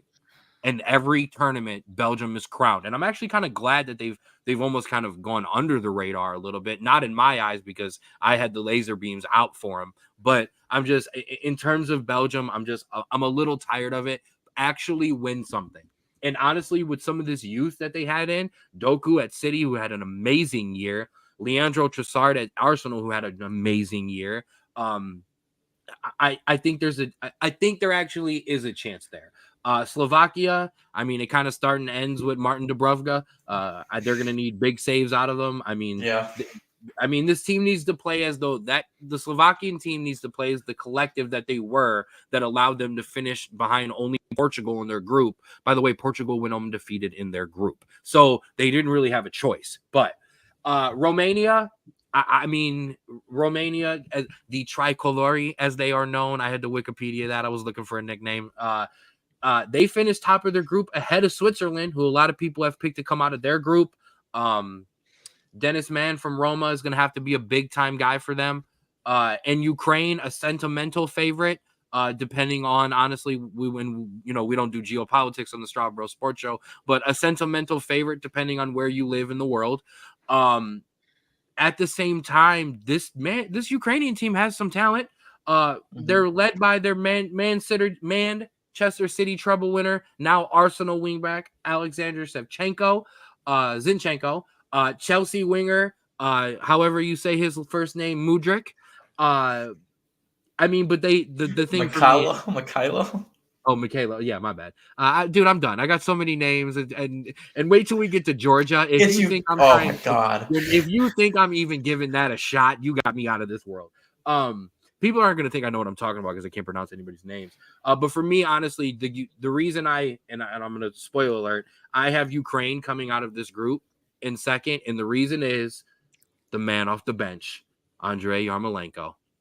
As clutch as it gets on the international level. So I actually think, as much as I know you just laughed at me for saying that. As much as I yelled at Belgium, I still think they finished top of this group, followed by Ukraine, Romania, Slovakia. Evan, I turn it over to you. Straub, you can finish it up. Yeah, I definitely agree with you. In Ukraine's aspect, they have a lot of heart with this team. That come to play despite performances if they do lose, but they do have a very, very good squad. There's players like captaining like Zinchenko. They got Mikhailo Mudryk. They got guys like Shevchenko. Good opportunity players. And then in goal, no other Champions League goalie, one of the best goalies in the Champions League this year, Andre Lunin for Real Madrid. Very good backup goalie coming in and performing for such a strong team like Real Madrid. And then Belgium, I think it's a good phrase to describe them. They missed their window. I simply think they had an incredible squad. They do have an incredible squad, but age worries me a bit for them. And in terms of players needing to step up, they do have that Everton guy, Amadou Onana, who is linked to Man United, which would be a good move for him in terms of performance-wise. But yeah, there's players like him. There's Trossard, who's been very good off the bench, one of his roles for Arsenal. So we'll see if that has to play, if he's going to be a regular starter. But I don't think Lukaku is the answer up top for them in this tournament, simply. And I think that's one of their reasons why they might fall short in the later rounds. But I do believe they will top this group. I have Belgium, Ukraine, Slovakia, Romania. Straub, do you think Romelu Lukaku is the guy? Listen, that man is just words that I don't want to say on this podcast. PTSD about to start coming out. Oh, okay. Well, yeah. I will say there was a shining light on the Belgian team that has recently retired. Shout out to Eden Hazard. Miss you. He just played in the Chelsea the tournament for charity tournament and scored. Brought me back. Anyways, off the rails. Get back on track. Yeah, Belgium, I think I don't want to pour on, but they are basically the worst version of Poland in the terms of they just completely they had everything they needed and just couldn't do it. Completely wasted. They definitely have a punch to throw in this tournament if they're not completely dead. But I think Belgium's success will solely depend on if they choose to play the youth that they brought. And that's Doku, Bakayoko, Trossard. If they continue to play these old vets and try to just deny that the golden generation is over, they are going to just completely fall flat on their face and do themselves a massive disservice. I know we're talking about this tournament, but even if they don't perform well, getting these new kids used to tournaments is going to be so crucial for the bigger picture of the World Cup that if they try to cling on to these old heads in this tournament, they are going to be pitiful when it comes to the World Cup because this team will not be playing together in a big tournament. Yeah, I 100% would agree. I think this tournament serves for a big purpose for them. I don't think their purpose is to win at all, to be honest. I think that they need to prepare this youth on their team for the next World Cup because you've got guys like Vermaelen, who's on Atletico Madrid, who has a lot of promise, a good season for him.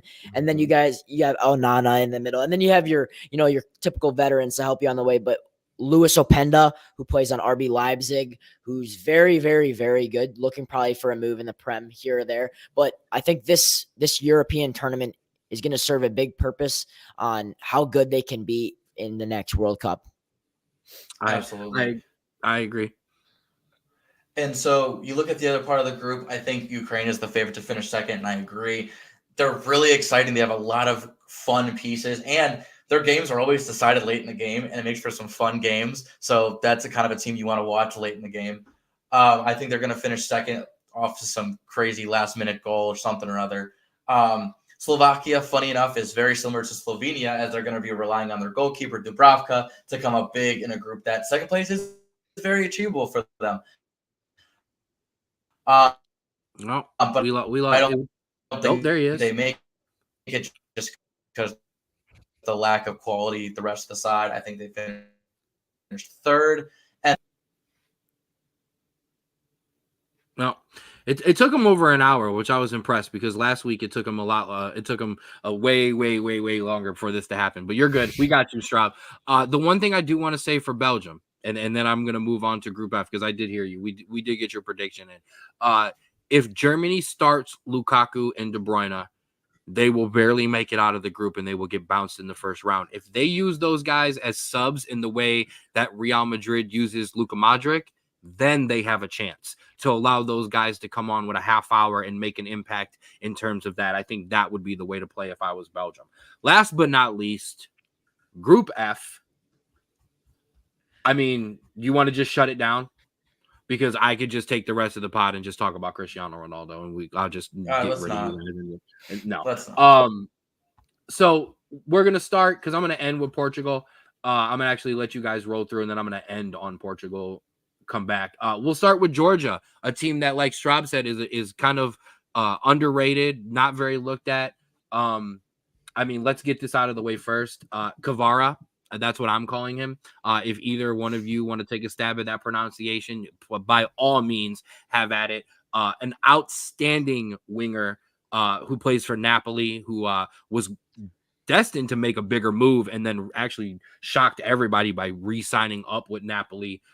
Got Georgia into this tournament, looking to kind of make a run there. The Czech Republic is also in this group, a veteran-laden team who finished joint top with Albania in their group for qualifying. I mean, Thomas Suchek, Patrick Schick, ready for another goal of the tournament. If you don't know, Google that name, Patrick, Patrik Schick, and just search Eurogoal. I promise you it's worth it because it's absolutely outstanding.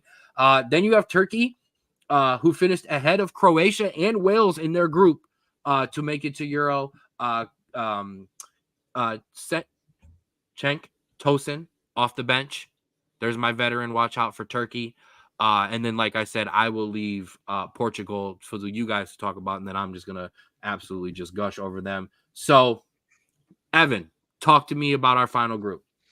In terms of Turkey wise, you have a lot of good players in the team. I'm looking at Golden Boy Arda Güler from Real Madrid, the very young player who came on at the end of the season, showed some promise for Real Madrid. And especially it's very, very hard to get in that team considering the amount of talent that they're bringing in with talks of getting Alphonso Davies as well. So there's not a lot of wiggle room for him to work with that Real Madrid team. But when he was with that team, he was very, very good. So for Turkey wise, I'm looking at Arda Güler to kind of run the show, be his own man, make a stamp on himself, make a good name for himself, kind of like some of these other players have in the past. From Georgia wise, you definitely touched on the spot there with Kvaratskhelia from Napoli or whatever. I definitely think this is going to be his tournament to prove, carry Georgia, see what they can do. And in terms of Czech Republic, all-around team, Thomas Susek is definitely the guy I'm looking at to run the show in the middle of them. But Portugal, definitely, I think, since we'll end on that, I'll let Ken start with Portugal, but definitely I do believe that they will finish top of this group. Go ahead, Straub. Yeah. I mean, I completely agree. I think the only question for Portugal is, can their manager handle all of those egos in his first tournaments?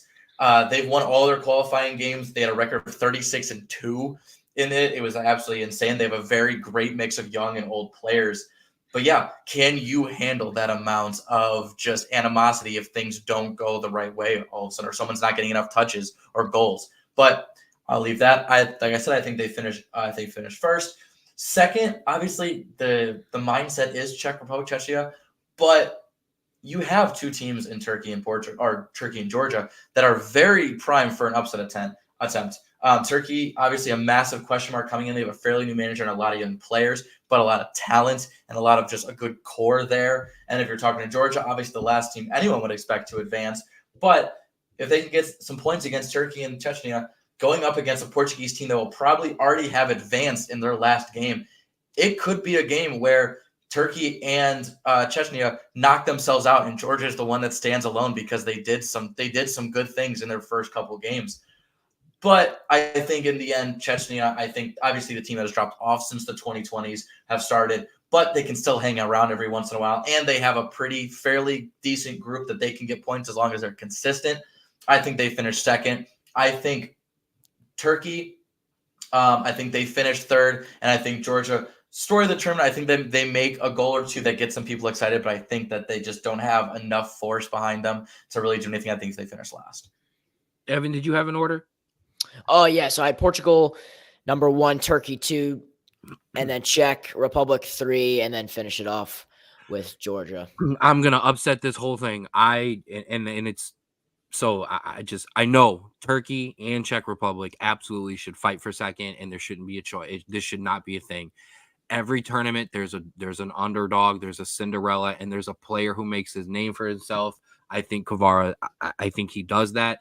I think Georgia come out second in this group. I have Turkey third. I have the Czech Republic fourth. This was my shakeup. I did these notes as I was getting later into the night. So I said, F it, I'm going with Georgia. I'm riding Georgia. Not the Georgia Bulldogs, but a little bit.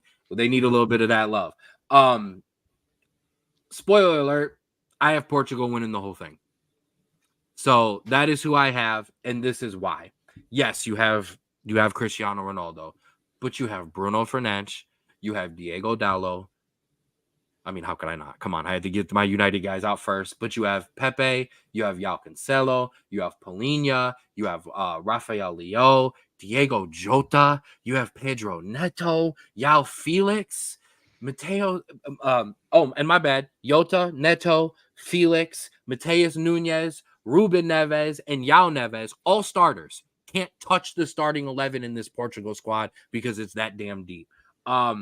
A swan song, obviously, for my guy, Cristiano Ronaldo, and I think he's going to have a big tournament. I don't think he's going to start every game.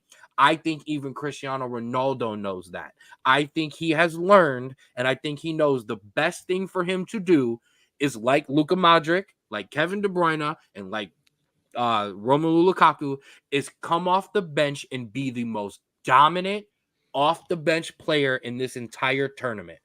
There is enough talent on that Portugal team to keep them in every single game and potentially be winning every single game. Before in the 60th minute, you bring on Cristiano Ronaldo, and now all of a sudden, every player is paying attention to him. You have to mark him. You have to find him. The talent is there. He tore up whoever they played in their friendly a couple days ago. We're too deep into the spot for me to be remembering friendlies from the other day ago. If he comes on and plays 35 to 45 minutes, depending on the game, I think this is the scariest team in the tournament. That's all I got. Well, okay. Then what's your other three? I know we're gushing about Portugal, but I need your other three. Oh, I said Portugal, Georgia, Turkey, Czech Republic. I have Georgia coming out. You said Georgia too, well. but I needed that 3 and 4 just for my sake. No, that's fine. So that'll do it for the groups, and I'm going to toss this around. So as you do it for me, like I just said, I have Portugal winning this group and winning the entire tournament. I have them beating England. Actually, no, I'm sorry. I don't. I have them beating. It's hard to tell who they're going to beat because I don't know how all of the brackets will turn out, but I'm not going to actually pick a second place. I have Portugal winning the thing. My surprising teams are going to be Scotland, Ukraine, and Georgia, who all make it out into the knockout stage. And my disappointing teams, I don't think Croatia makes it, so I would have to put them on that list. And it ain't coming home. England chokes again. Fair enough. Evan. Yeah. So for in winner's sake of the tournament, I do have France coming out on top. Best team in the tournament. I think they start slow, but ultimately they'll finish the job. Runner up, I do have England. It's not going to be coming home, and it's going to be all because of managerial position there with Gareth Southgate. There's no question about the talent on that team, but it comes down to how good your manager is and how can you contain that team. And in my opinion, I do not think he is the answer moving forward for the England squad. A disappointment in this tournament for me, I don't think it's going to be too of a disappointment. I just think it's going to be very hard to go back to back. I think Italy will have a little bit of struggle.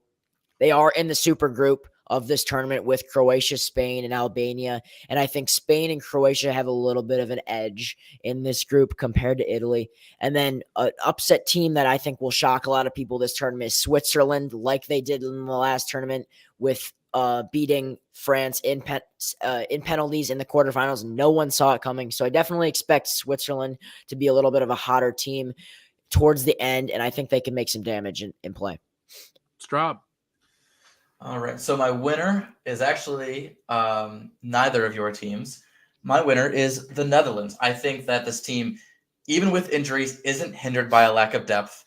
They're not hindered by being either too young or too old. They're not hindered by being a slow starter because they're not. They always play every single game.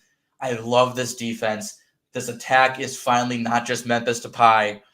And I think I think this is going to be a tournament where they are going to go into the World Cup as one of the favorites because of this tournament. I have the Netherlands there. Yeah, close to that. They kind of like make a name for themselves. Like I think the France have made a name for themselves. They're going to be very good the next 5 Absolutely. years. I don't think Netherlands has made that name yet, and I think this tournament, like you said, could be a possibility that they can make a name for themselves and show why they will be good down the line going forward. Absolutely. My shock, my like surprises in terms of the bad side. It's not really a shock. I think it's just going to be more of kind of like a sad sight to see. It's going to be Belgium. I think that this team is just going to look like a shell of itself, and it's going to be really kind of sad to watch this team. I don't think they're ready to accept the new generation yet. I think it's going to cost them. I think England as well. I think this is, again, it's going to be a manager being too rigid and costing them somewhere down the line in the knockout stages. My surprise team, though, that I think is going to be a team that, like I said, I picked them to finish last, and I feel like I want to go back on my word, but I think this team is a team that could definitely shock everybody. I think it's Albania. I think this is a team that has lots of hungry players ready to make an impact with a group of teams that constantly start slow and play down to their opponents. They might not go far, even if they make the elimination stage or even if they finish just third, but even making it to that point, I think, is an achievement for this team. I think would be a surprise in that group, in Group B, which is, along with Group D, a kind of a group of death. And I don't know. It's something about them. I like it. I will tell you this. None of these there's no tournament where all these groups go chalk. So one of us is going to be wrong along the way somewhere. So we'll see how that unfolds. That tournament starts tomorrow, ladies and gentlemen. Those games kick off. There will be 3 games. Is it 3 games? We starting with 3 tomorrow, right? We get rolling right into it, correct? I do believe. Well, Drew will find that out before we get to the end of the show. Yeah. That's fine. But either way, the Euros kick off tomorrow. Make sure you watch it. They're on during the day. You have no excuse. Put on an extra screen at work. You were already watching something anyways. Now, let's move on, boys. We got way deep into that, so we're going to have to kind of shift around. I'm going to play with this a little bit. It's time for Copa America. It is personal, baby, because the United States are there. Now, the same format as the last tournament. However, it is only the top 2 teams. No one else out of these groups comes out. So yes, as you see, less groups, less teams. We go right into it in the knockout stage. We're going to do this one a little different. We're not going to go fully in order because we're going to save the United States men's national team for last. So let's start with Group A. Group A is the Messi show. Come on now. You see him there. It's the only team anybody wanted to talk about. It's only fitting that I kind of ended the Euros with Cristiano Ronaldo and I start Copa America with Messi.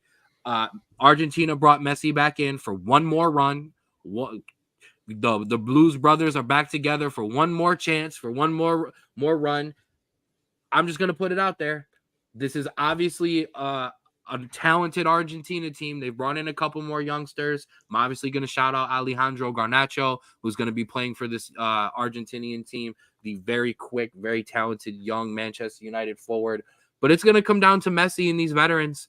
I mean, if Argentina is going to make another run, these guys who have been there and done it before, let's just stay on Argentina for a second. Let's try to get through this so we can have as much time as we want to talk U.S. I mean, there's no way Messi can do this with Argentina again, is there? Listen, this team could honestly beat anybody in this tournament on their best day. This team, like similar to France, when they are up and they are gun, there's no stopping them. To really emphasize this Argentinian team, there's really only one thing I kind of have to say. It's Messi. There, you can't really deny that. Like, I know you have Di Maria, I know you have Enzo Fernandez, I know you have all these other players, but that is the man that gets you all the assists. That is the man that gets you those key goals and the time. He is the impact player. And we would be saying something else if he didn't win the World Cup. We were saying, is Messi too, old, anything like that? He wins the World Cup. He moves to MLS and is dominating MLS. I know it's a lower league than what he was in, but it's still impressive from getting 3 assists and a goal, on every other occasion. So, yeah, no, that is your key. You obviously have Canada, Peru, Chile, all teams that really haven't played well lately. Canada especially, I know they just drew France, but we drew France and we didn't make the World Cup. New coach in American, Jesse Marsh. I don't know who's going to come out second in that group, but yeah, no, Argentina runs the show here. Yeah, the one thing about Argentina that I will say, pretty much an identical roster compared to their World Cup winning team. It's all about Messi.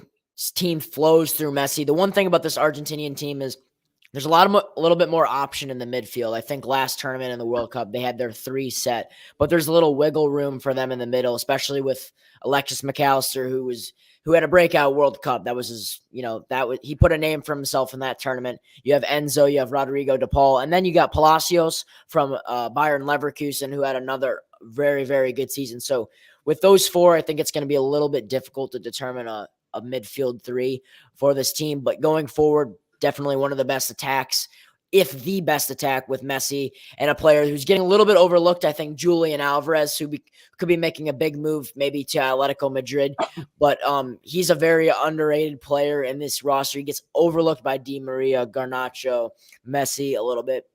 Alvarez is very good. He made a name for himself like Enzo and McAllister did last World Cup. So I think Alvarez being in such a big role for this team, starting position alongside Messi and Di Maria, I think it can go a long way. And I think Argentina breezes through this group. I 100% agree. I do want to give some love to Canada. Jesse March and Michael Bradley lead a Canada squad looking to make up for a disappointing World Cup, looking to make a statement not just against Copa, but the other CONCACAF teams as well, to let them know, hey, we're still dominant as well.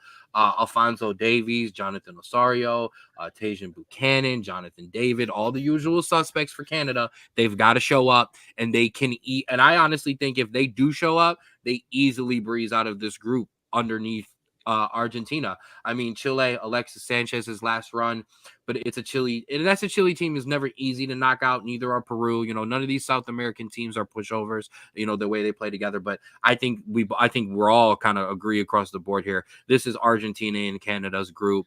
Obviously, Argentina's to walk away with. Yeah, for sure. One thing I'll go back into this group is, for Canada-wise, I think the sky is the limit for them. New coach, fresh face, fresh tactics for this team. Team is ran, specifically through the offense of Alphonso Davies, but I'm not honestly just looking at him. I'm looking at Jonathan David, who probably had his best season in his career with Lille, with 19 goals, 4 assists in the French league. I mean, he's very, very good. Also, Tajan Buchanan from Inter Milan. And then Alistair Johnson, probably they're the best defender who plays on Celtic.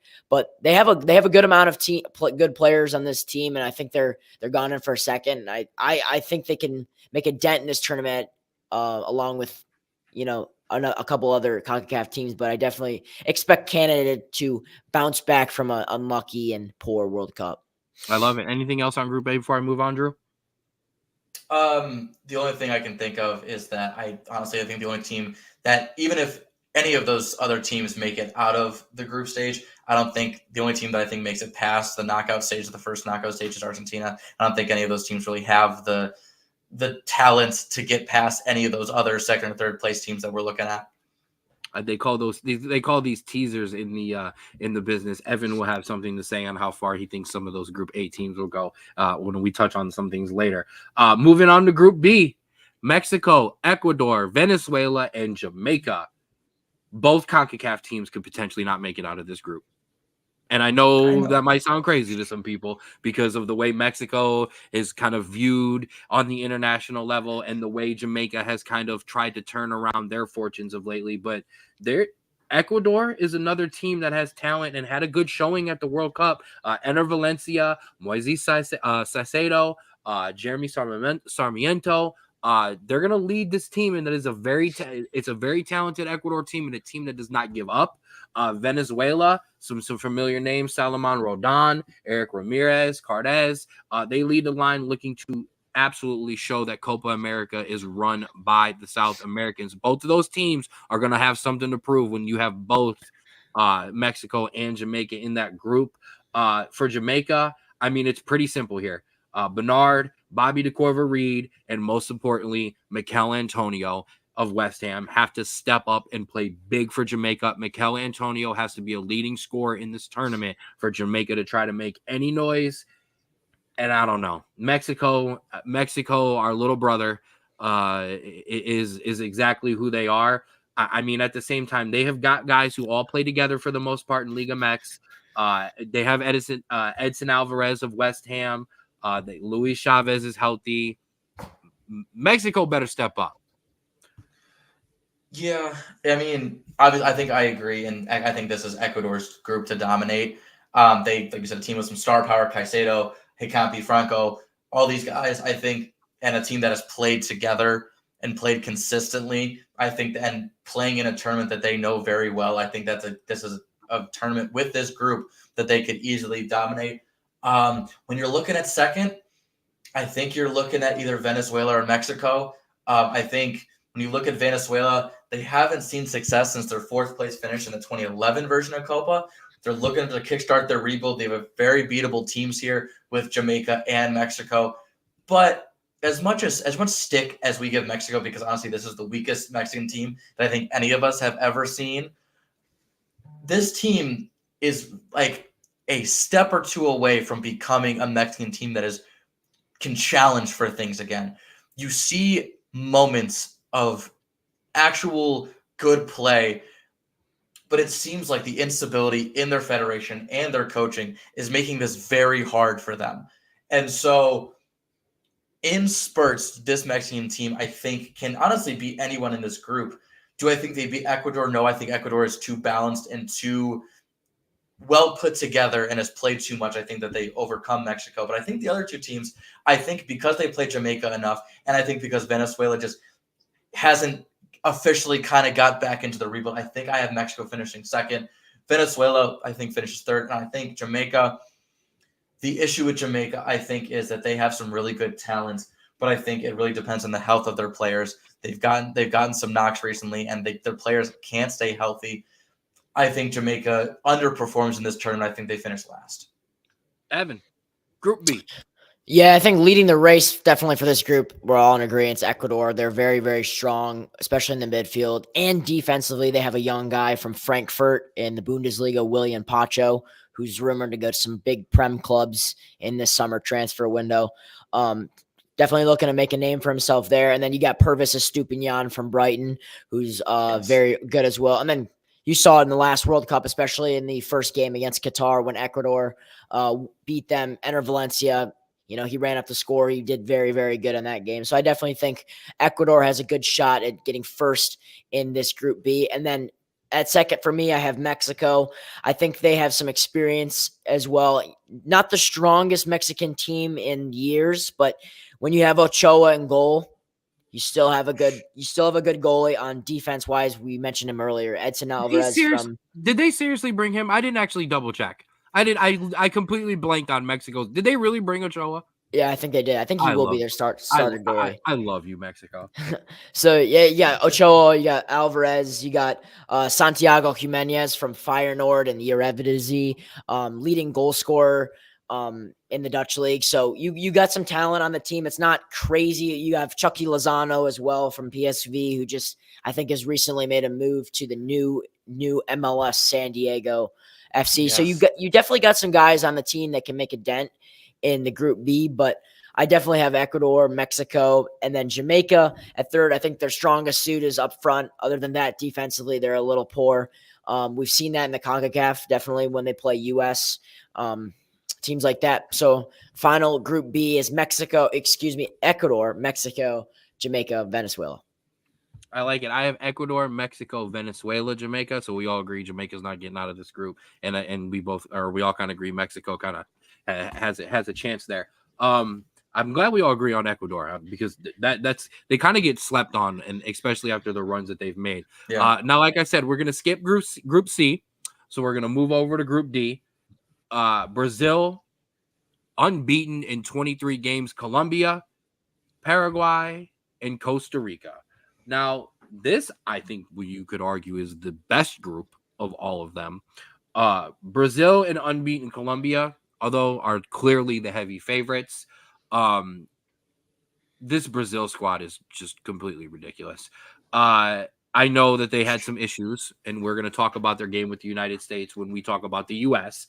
But for you two youngins, and I'm talking to you two specifically, Drew and Evan, I mean, Brazil, Yoga Bonito, Ronaldinho Gaucho, Roberto Carlos, the original Ronaldo. I mean, this Brazilian team is demanded to play a certain way.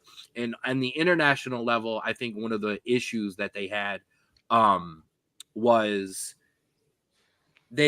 when they built this squad, I think they tried to just do that. They tried to take every talented player that they could, and that was who they were taking. And I think it kind of backfired on them. And now the way that this squad is built, and I'm sorry, I was going to find my lineup that I had for them. This Brazil team is ridiculous. It's built through the back with quality players. The midfield is full of Premier League talent. And then up top with Vinicius Jr. and Rodrigo, I mean, you saw it against the United States men's national team when you're bringing on guys like Andres Pereira off the bench, the super talented wonder kid, whose name is now completely blanking on me right now, who's just signed with Real Madrid. I mean, this Brazil team is built to play that Yoga Bonita, but it's also built solidly through their center backs, their center mids, and up top. I mean, we say that, and I completely agree with you. But this team has just kind of been a little disappointing lately.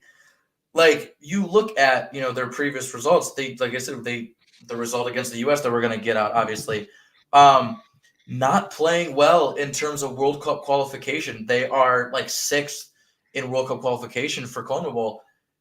And so they are always going to be a devastating on the counterattack. They will always be a team that could score within 10 seconds. But unlike previous teams, they really lack some stability when they're on the ball and in defense. And so, honestly, a team that I think is going to take advantage of what I've been saying is Colombia. We know this Brazil team, is good, but this Colombia team is undefeated since February of 2022. This team is undoubtedly my favorite in this tournament because they can adapt to basically any style the other team is showing and find a way around it. They create so many chances. This team is insanely lethal on the counterattack, very similar to Brazil, but I think they're just more solid.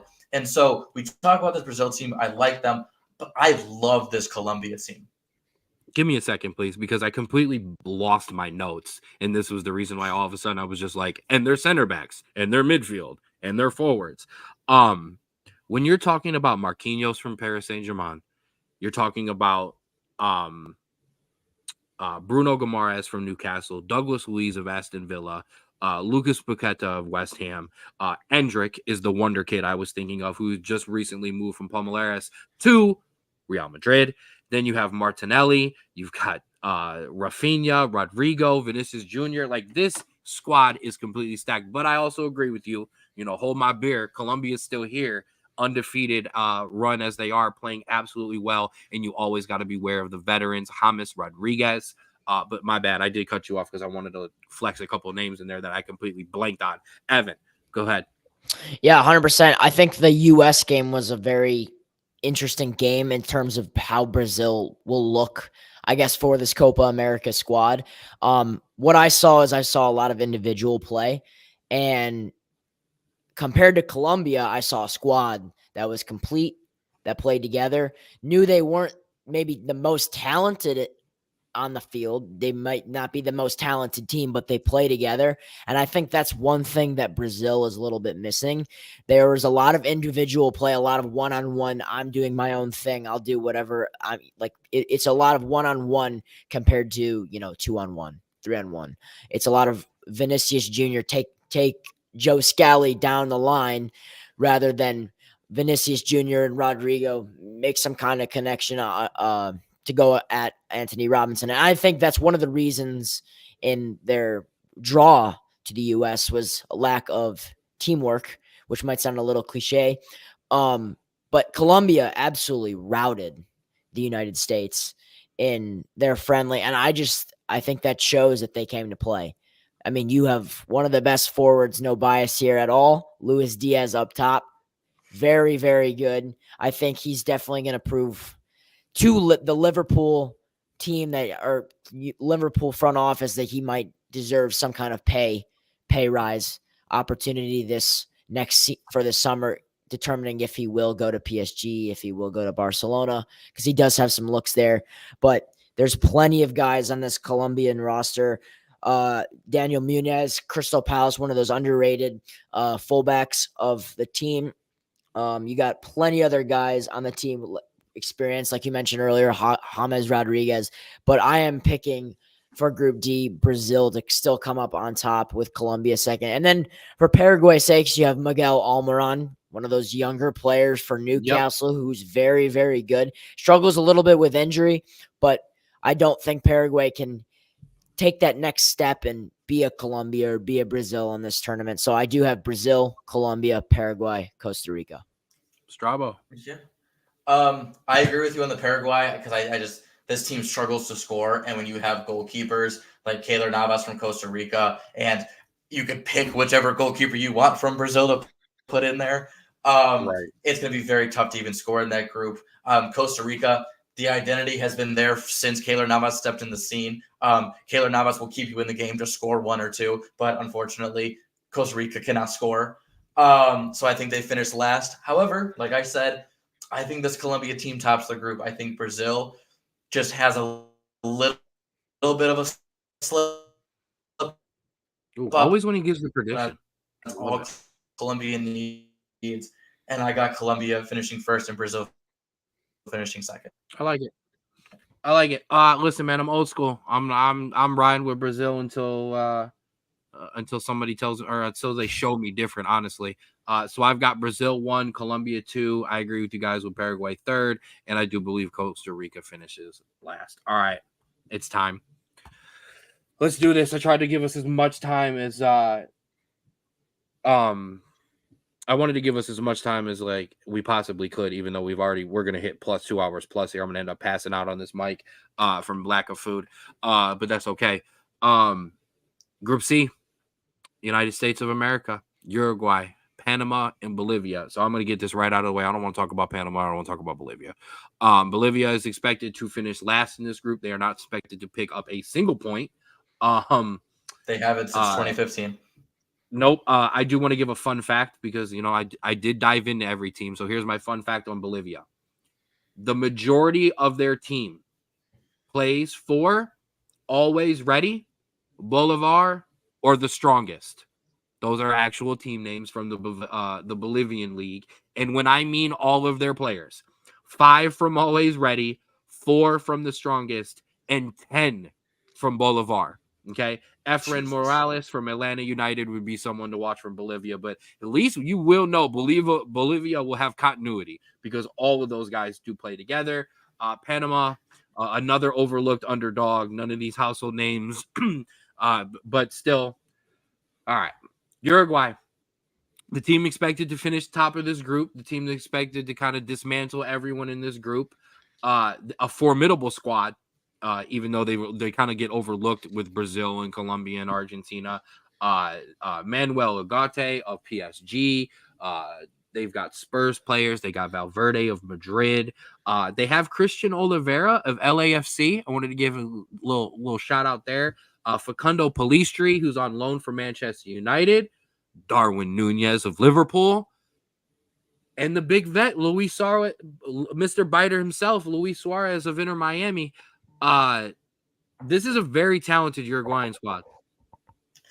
Yeah, and the thing is, this team is getting older, obviously, the players that we've seen, but thanks to, honestly, a coach that I wish we would have gone for during our coaching search, Marcelo Bielsa is pulling all of the right strings right now and is doing just absolutely amazing things. Ronald Araujo in defense is absolutely fantastic.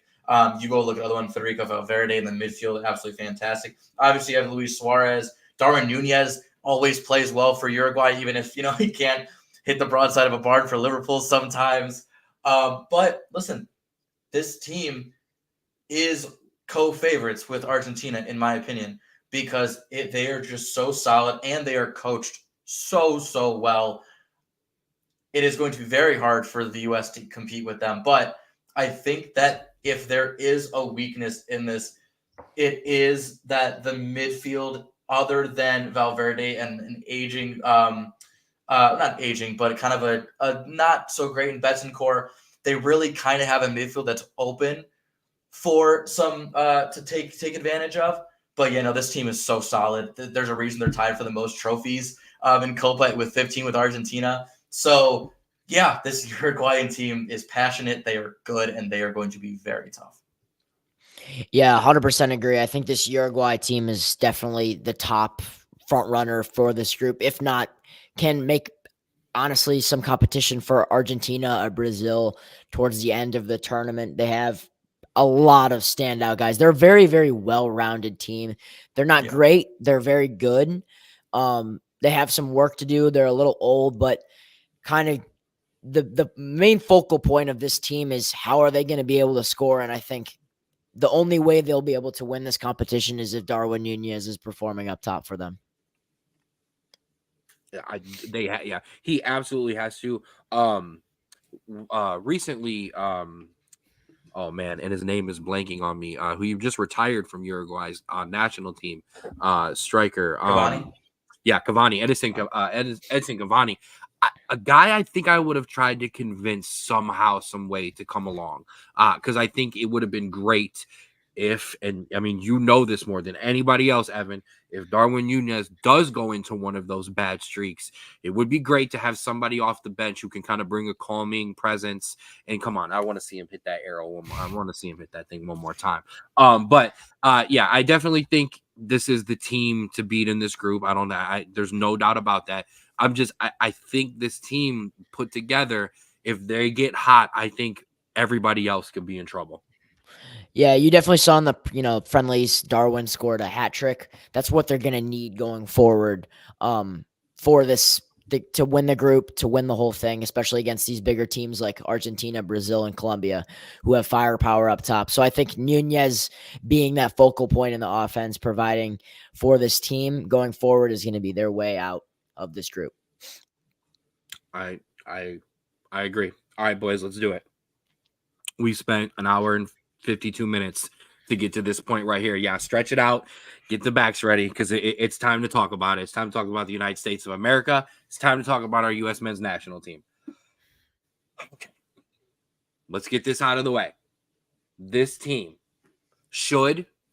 has to, must make it out of the make it to the knockout round of this tournament. That is the bare minimum. This is not like the World Cup where it's, hey, we hope if some things break right, if a result no, there is no excuse for this team to not be walking into the last game against Uruguay with at least 4 points. Now, Straub argued with me in our Snapchat and said 6, but I'm just, a minimum of 4 points going into that Uruguay game. And the Bolivia game, to be honest with you, should get put out of hand so that goal differential isn't even a question. They gave you second place in this group, and if you play your ass off in the last game, you might be able to win the damn thing. As much as we're talking about Uruguay, if you go in there and Uruguay wants to rest a guy and doesn't care, you know what I mean? You might be able to sneak out at the top of the group. Now, the problem with this United States men's national team, and I want to kind of open this up into more of a discussion instead of us just kind of ranting, none of our strikers have currently separated themselves. One's hurt, unfortunately. I know my guy Josh Sargent, a big homer. Everybody knows that. If you've listened to this pod before, Evan, you can get introduced to that. There is morning sun, there is night moon, and there's Josh Sargent scoring a goal. So that's how that works for me. He hasn't been given a chance. Have we gotten any word if he's even going to be able to play at all yet? No, we're still waiting on that. But we have a he week. Is still, yeah. He's Basically, still not doing practices, and so it's not looking great. No. But obviously, that's all up to Sargent and how he feels. He could honestly just be taking it super, super cautious, so that when he does play, it's 100%. But yeah, we don't know. He finished the Norwich City season hurt. He'd been playing with this ankle soreness throughout the entire back half of the season. But he was trying to help them get relegated or promoted. They weren't, but still, I would love to see him get a chance. Florian Balogun hasn't separated himself. Haji has not been given the real true chance up top. Although there was a great team performance against Brazil, Ricardo Pepi really didn't stand out. None of these guys have really, stood out. But for me, I would still start Haji Wright potentially against Bolivia. I would give the big man an opportunity there. But before we get too deep in here, I want to ask a question to you boys real quick. The 1-1 draw against Brazil. I completely understand that it was a friendly, it was a warm-up game, and all of that. Where does that rank currently? Because there's different generations of football. We're in a different generation with this United States men's national team. Where does that draw rank for you? So I'm going to consider the current era, and that's the Greg Berhalter era. I think you have to take the the First Nations League win in extra time as my one. I think that's an obvious one. I think your game against England and then your game against Iran are interchangeable in that just because of how important they were to this team. But I think it's unfortunate it's a 1-1 draw against Brazil. We're counting this as. I think it's definitely a top 5. I think it's a most well-rounded performance I think that I've seen from this team in a good long time. But I think I figured something out. This team just starts off insanely slow in international windows. You lose 4-1 to Germany in that friendly in September, and then you bash Ghana 4-0 the next game. You barely beat Jamaica in the semis of the Nations League, get saved by an own goal to go to extra time, and then you batter Mexico in the final. You just got ran off the pitch by Colombia. Here, I'll throw up the graph because I wasn't sure we were going to get to it. So you lost 5-1 to Colombia, and then all of a sudden you turn it around, and this Brazilian team starts to respect you during the game and play back, and you draw 1-1. Before I let it honestly go ahead. Could just be. I would say it honestly could just be that this team starts off slow, and hopefully this carries on into the tournament. But I honestly don't understand how this team could play so poorly and then play so well. The reason it's a great draw for me. And we talk about this all the time on the Straub Bro Sports Show. Some draws feel like wins, some draws feel like losses. Brazil made a substitution at halftime to adjust to the way we were playing. And that is the biggest credit that I can give the United States men's national team in a long time.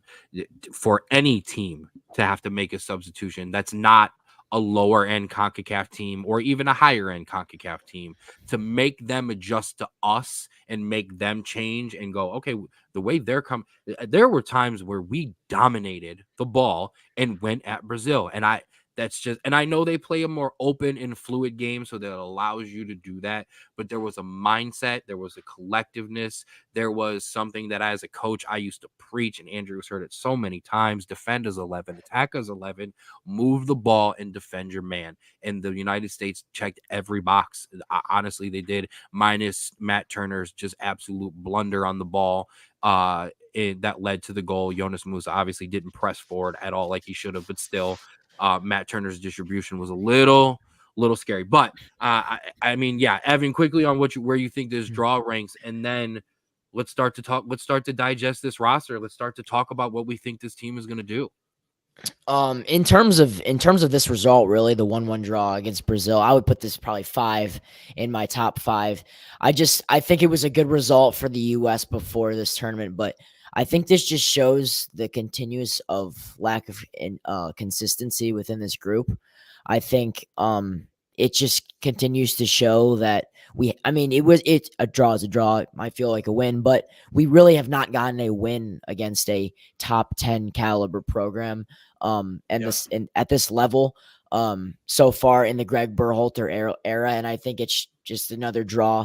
It's not really a win for me. Yeah, Brazil has been very good, but it is a friendly. It doesn't really have any influence on the future for this U.S. team in terms of tournament play, Nations League, anything like that. So in terms of that, I think that's why it would drop to a 5 for me, because I don't see too much of the importances in this game if they're just going to go the next game and be very much less consistent and not play to the caliber they can play. No, I think you're absolutely right.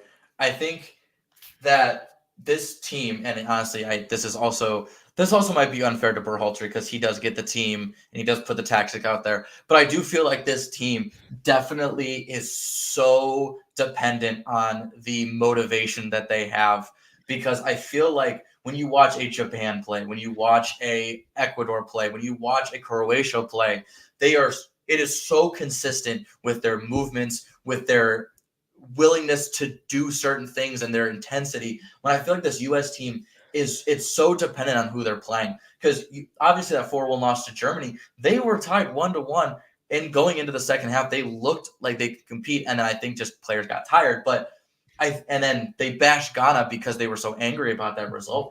I think that there needs to be some sort of level-headedness that I think just isn't coming. I think from Greg, that you need to just get this team to play motivated every single time they get on the pitch, and not when they're playing, a team that is better than them or a team after a loss. And so when you look at, let's go back to this group here. You are going to play a Bolivia who I think no matter what you come out as, I think you're going to be able to beat. But then you're going to play a Panama team that, if you aren't motivated, could sneak up on you and give you some trouble. And so that's what I think the massive issue is here. You have to be motivated every single game coming in. Uruguay could look a lot like the Colombia game. The Uruguay game could look a lot like Colombia if you. It's almost as if you don't know what team you're gonna get when you're watching the U.S., which it shows lack of consistency, lack of motivation. Most of these countries, most of these nations are influenced by the fans' drive to be there, the energy, and I think the United States in every way possible lacks that. To be honest, just by the amount of fans attending some of these games for these two friendlies, it's been mainly Colombian fans, mainly Brazilian fans. Yeah, I would say this guy knows he was at that game. The USA chants were getting overcrowded by Colombia chants every single time. I'm a spectator watching on a TV, and I notice the small, little details like that. So I think it goes to show that you really don't know what team you're going to get when you do watch the U.S. Is it going to be the team that we just saw when they play a good powerhouse like Brazil, or is it going to be that lackluster team that just played Colombia? Yeah, I agree. Now, like I said, the Uruguay game could look a lot like the Colombia game if this team F's around. Now, I agree with you that the Panama game could absolutely sneak up on them.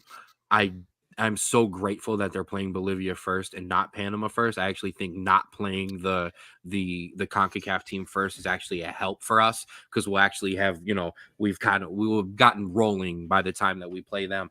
I think this is what I did learn over the two friendlies, guys. Like I did tell you, or at least what I thought, in my opinion, that none of these strikers have separated themselves, the ones who are healthy. And also, after watching the guys in the midfield, Jonas Musa has once again put himself in the position where he is must play, must start. Yeah. I know Tyler Adams is healthy-ish. I know he's able to give it some, minutes. I know as he gets another week of fitness, it's going to absolutely help. But the way Musa played, the way Musa was able to make runs, the way Musa was able to kind of control the ball and allow Weston McKennie to kind of be a little bit freer and allow Gio Reyna to kind of just, honestly, Gio Reyna almost looked like a kid playing youth league, where every time you looked up, you had no idea where he was, because he was completely out of position, but in a good way, because he had the freedom, because McKennie was there and Musa there. Musa is must play. Musa provides a sense of security for the team. He's that common center defensive midfielder. He's very defensively rolled, and you can rely on him to stay back, because when you have a Reyna, when you have a Weston McKennie who's very attack worthy in the game, they're going to drift forward a lot. So you need that guy in the back there that's going to stay back. And in the first game, it showed that there was a massive gap between the midfield and the defense. And by starting Johnny Cardoso in that role, it showed that he has a lack of awareness to drop back, in which Musa doesn't. No, yeah. And I think what I think is going to be very interesting is you go back to the World Cup and you look at it. It was McKennie, Musa, Adams, MMA, and that was every single time. And you really never got to see the other midfielders play in a certain way. And I think that's really what cost them against Netherlands is you never gave Netherlands a second look. And also the players that were playing were tired. Adams literally was tracking back back 80 yards and was exhausted the whole game. McKennie was playing hurt. And so, but when you're coming into these teams, you're playing with a lot of other options. You can play Adams or Cardoso behind Musa or McKennie. You can play Arena up top and have two. You have a little different things to move around.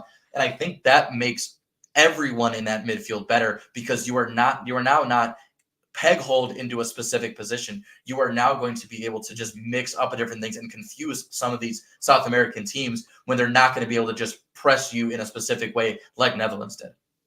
I think going along with that is, when you prepare to play the U.S., you know how the U.S. is going to play.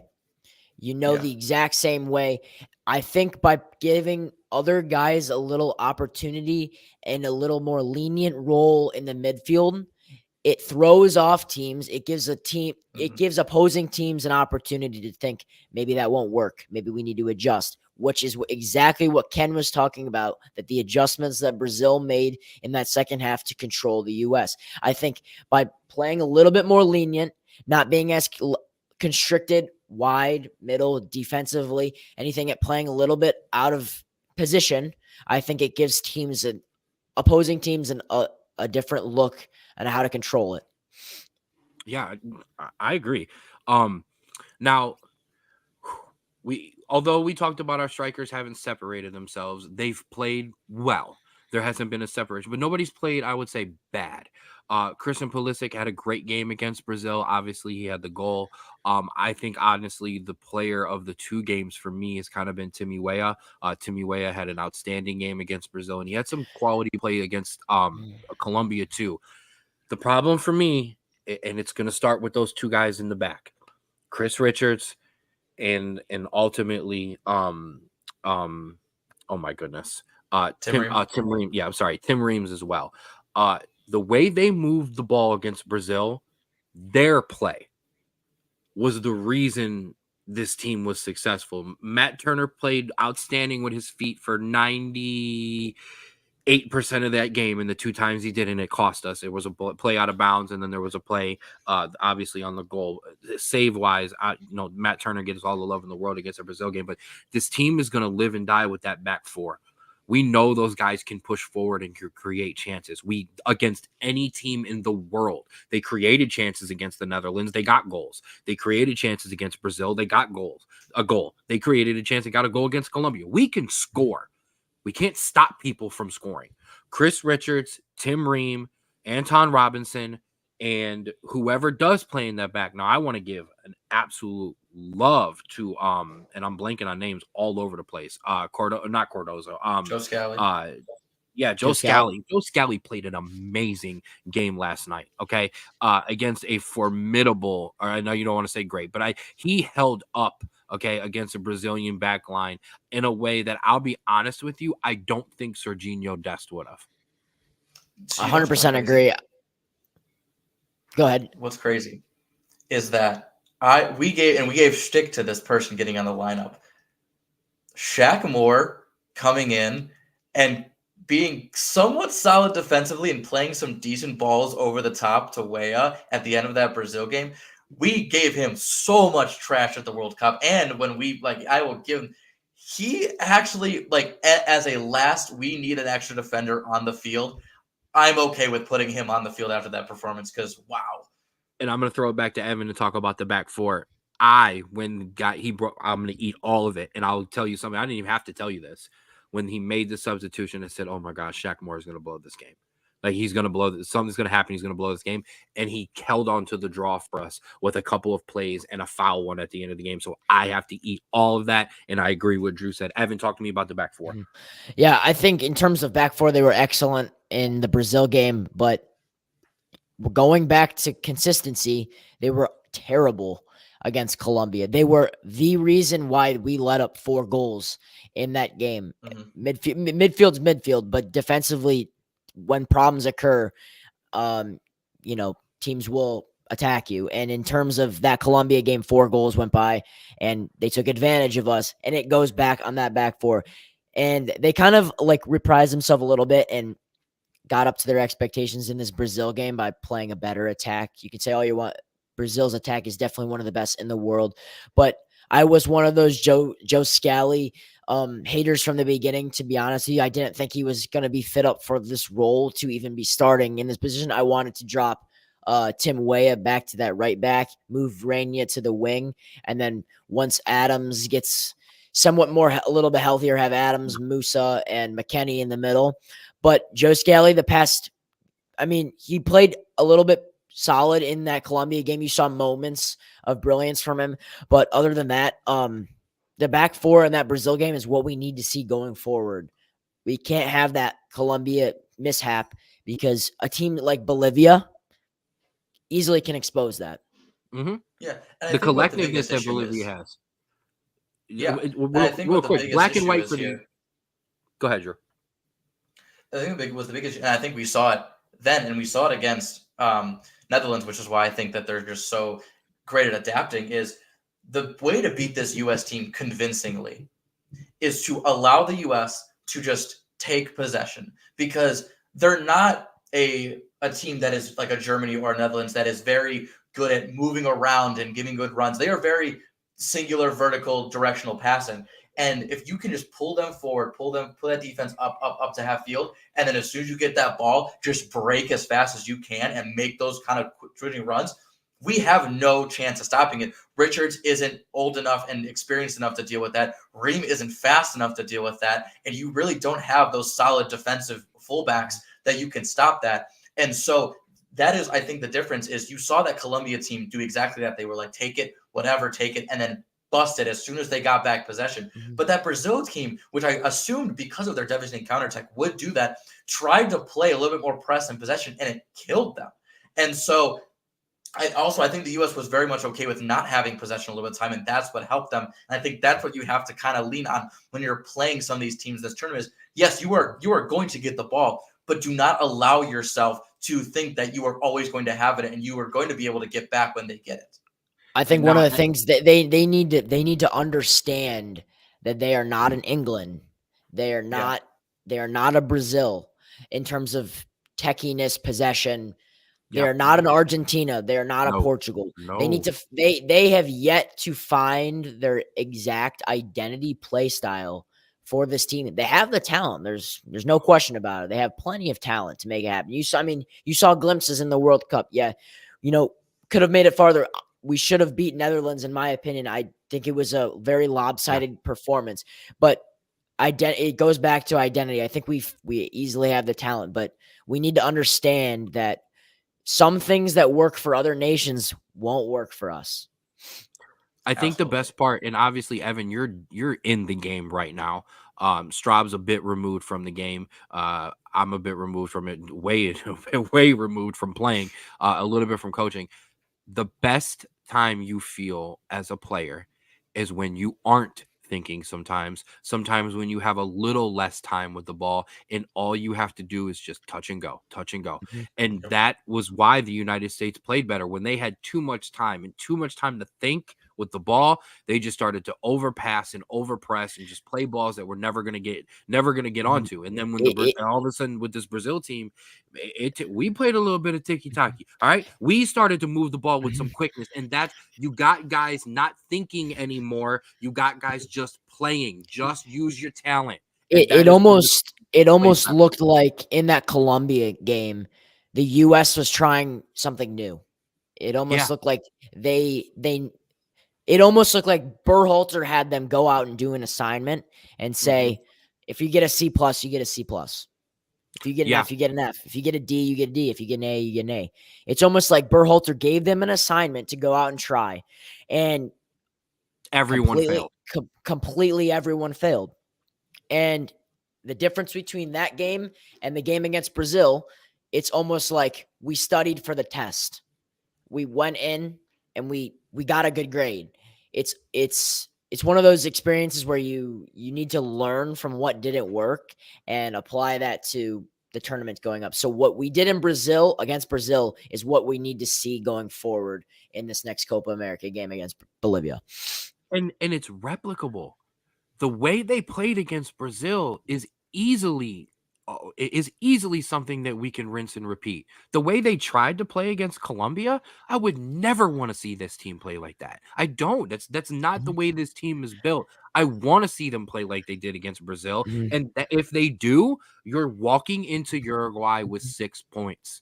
Yeah, for sure. It was almost like that first 10 minutes of that Brazil game. It did look, it did look like we were going to see a repeat of that Colombian game. Yeah. And going into the game, I thought it was going to be a 4-1 Brazil dominance game. Same. Just by Same.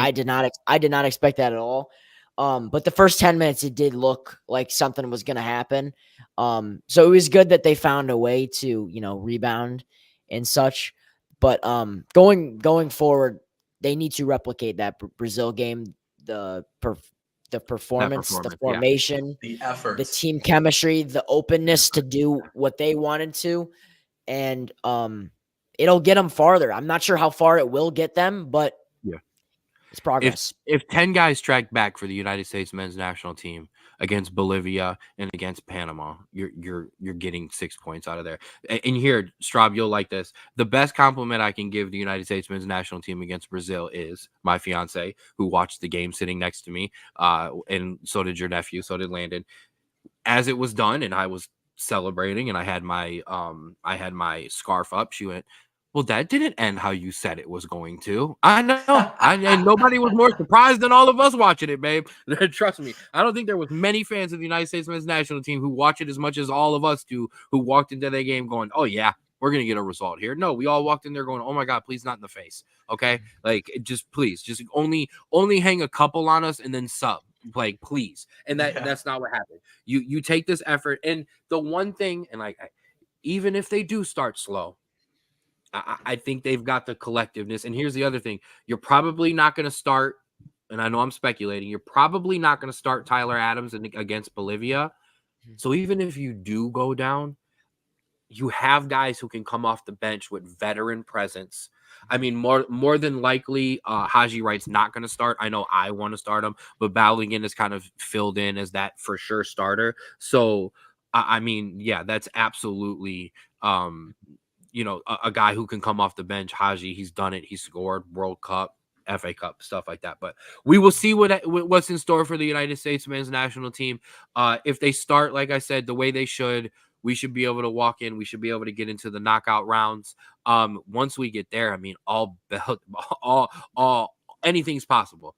Anything is absolutely possible once we get into these knockout rounds because the games are going to be free flowing. All of these squads from the South American side, they're going to go for it. We're going to be kind of, I think, more of the defensive team compared to anyone else we would play, Argentina, Brazil, Uruguay, whoever we might face. So real quick, as we wrap this up, Drew, I want where you think the United States men's national team finishes, and then give me your winner. So I think that the U.S. comes out and finishes second in the group behind Uruguay. I think they play them tough. I think even if they draw against Uruguay, I think Uruguay is going to have the goal differential on them. And so I think they walk away with 6 or 7 points. I think they face either Brazil or Colombia again in the knockout stages right away. I think that the U.S. can get a win off of either of those teams.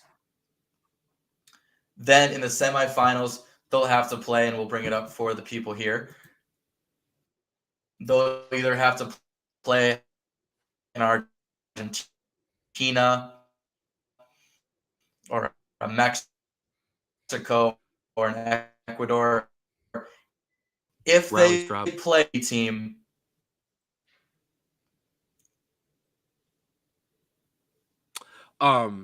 so yeah, well, wait for him. Yep, there he is. Are you back? Yep. No, there you go. If they play a or Group Mexico. B team, if they play a Group B team, I think they can get to a final. If they play a Group A team like an Argentina, I think that's where their run ends, but that's all just debating on kind of who shows up when. But yeah, I think a semifinal, I think, is the goal, and I think is a achievable goal. My winner, I think is Argentina. I know that's a very cop-out answer. I love Colombia. I think Colombia faces them potentially if they beat the U.S., but I think Argentina ultimately, I think, is just so well put together and so just connected. I think it's too hard for me to root against, or not root against them, but to pick against them. Evan, same question.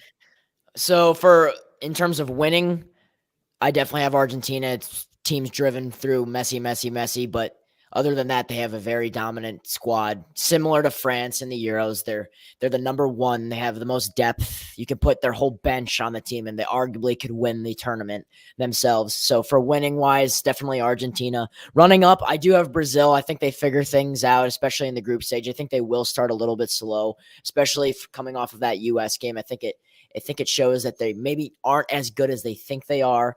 But I do think Colombia can put a dent in that. But I do think that Brazil has a little bit of an edge over them in terms of roster-wise. And then disappointment of the tournament, I do think the U.S. will make it out of their group stage, but I don't expect them to win after that. I just think from the lack of consistency, the coaching, and just the poor performances in the past are going to haunt them a little bit, and lack of experience in the big stage, especially striking the striker position. I do not think Balogun, Haji Wright, Sargent, Ricardo Pepi are good enough for that number 9 role on the team. So for disappointment wise, I do have the U.S. there. And then for a shocking team in the tournament, I do have Canada.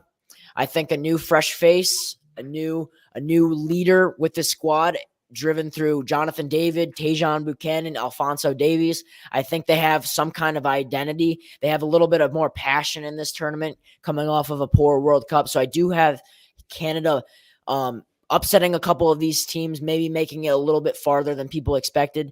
But yeah, for winning wise, I do have Argentina winning it all. I love it. I have the U.S. making it to a semi.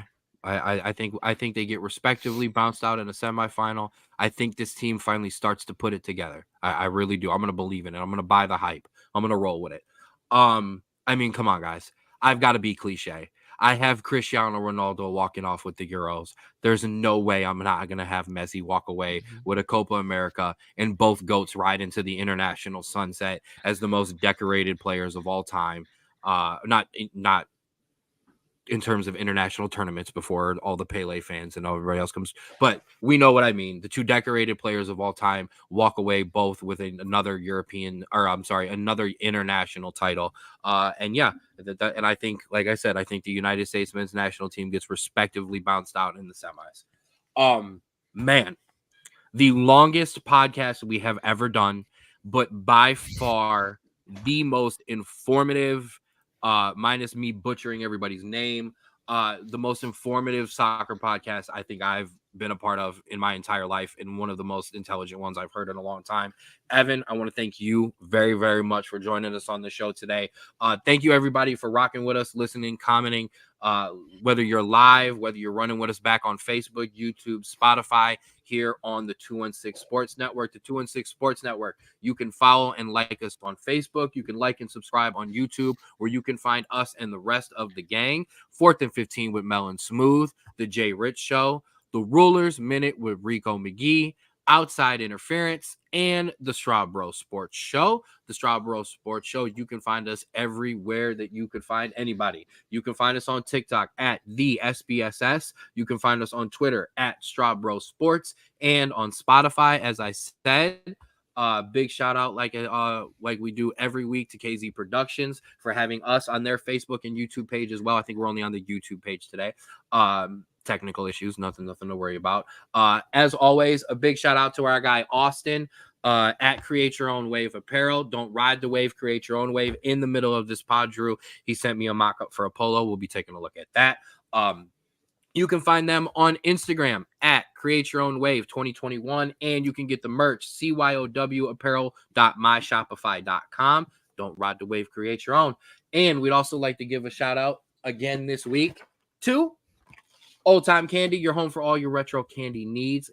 from the 20s up through the 90s. Order a box by decade, grab a bulk bag, or customize your own box. Go to oldtimecandy.com. Use the promo code SBSS for 15% off your order. Hurry up and get one in time for Father's Day. Maybe. I think you may have run out of time for that. But get one anyways. Get one for the office. Get one for the warehouse. Get one for yourself. Explore some childhood candy from your own childhood or from your parents or grandparents. Remember, oldtimecandy.com. Use that 15% off promo code SBSS.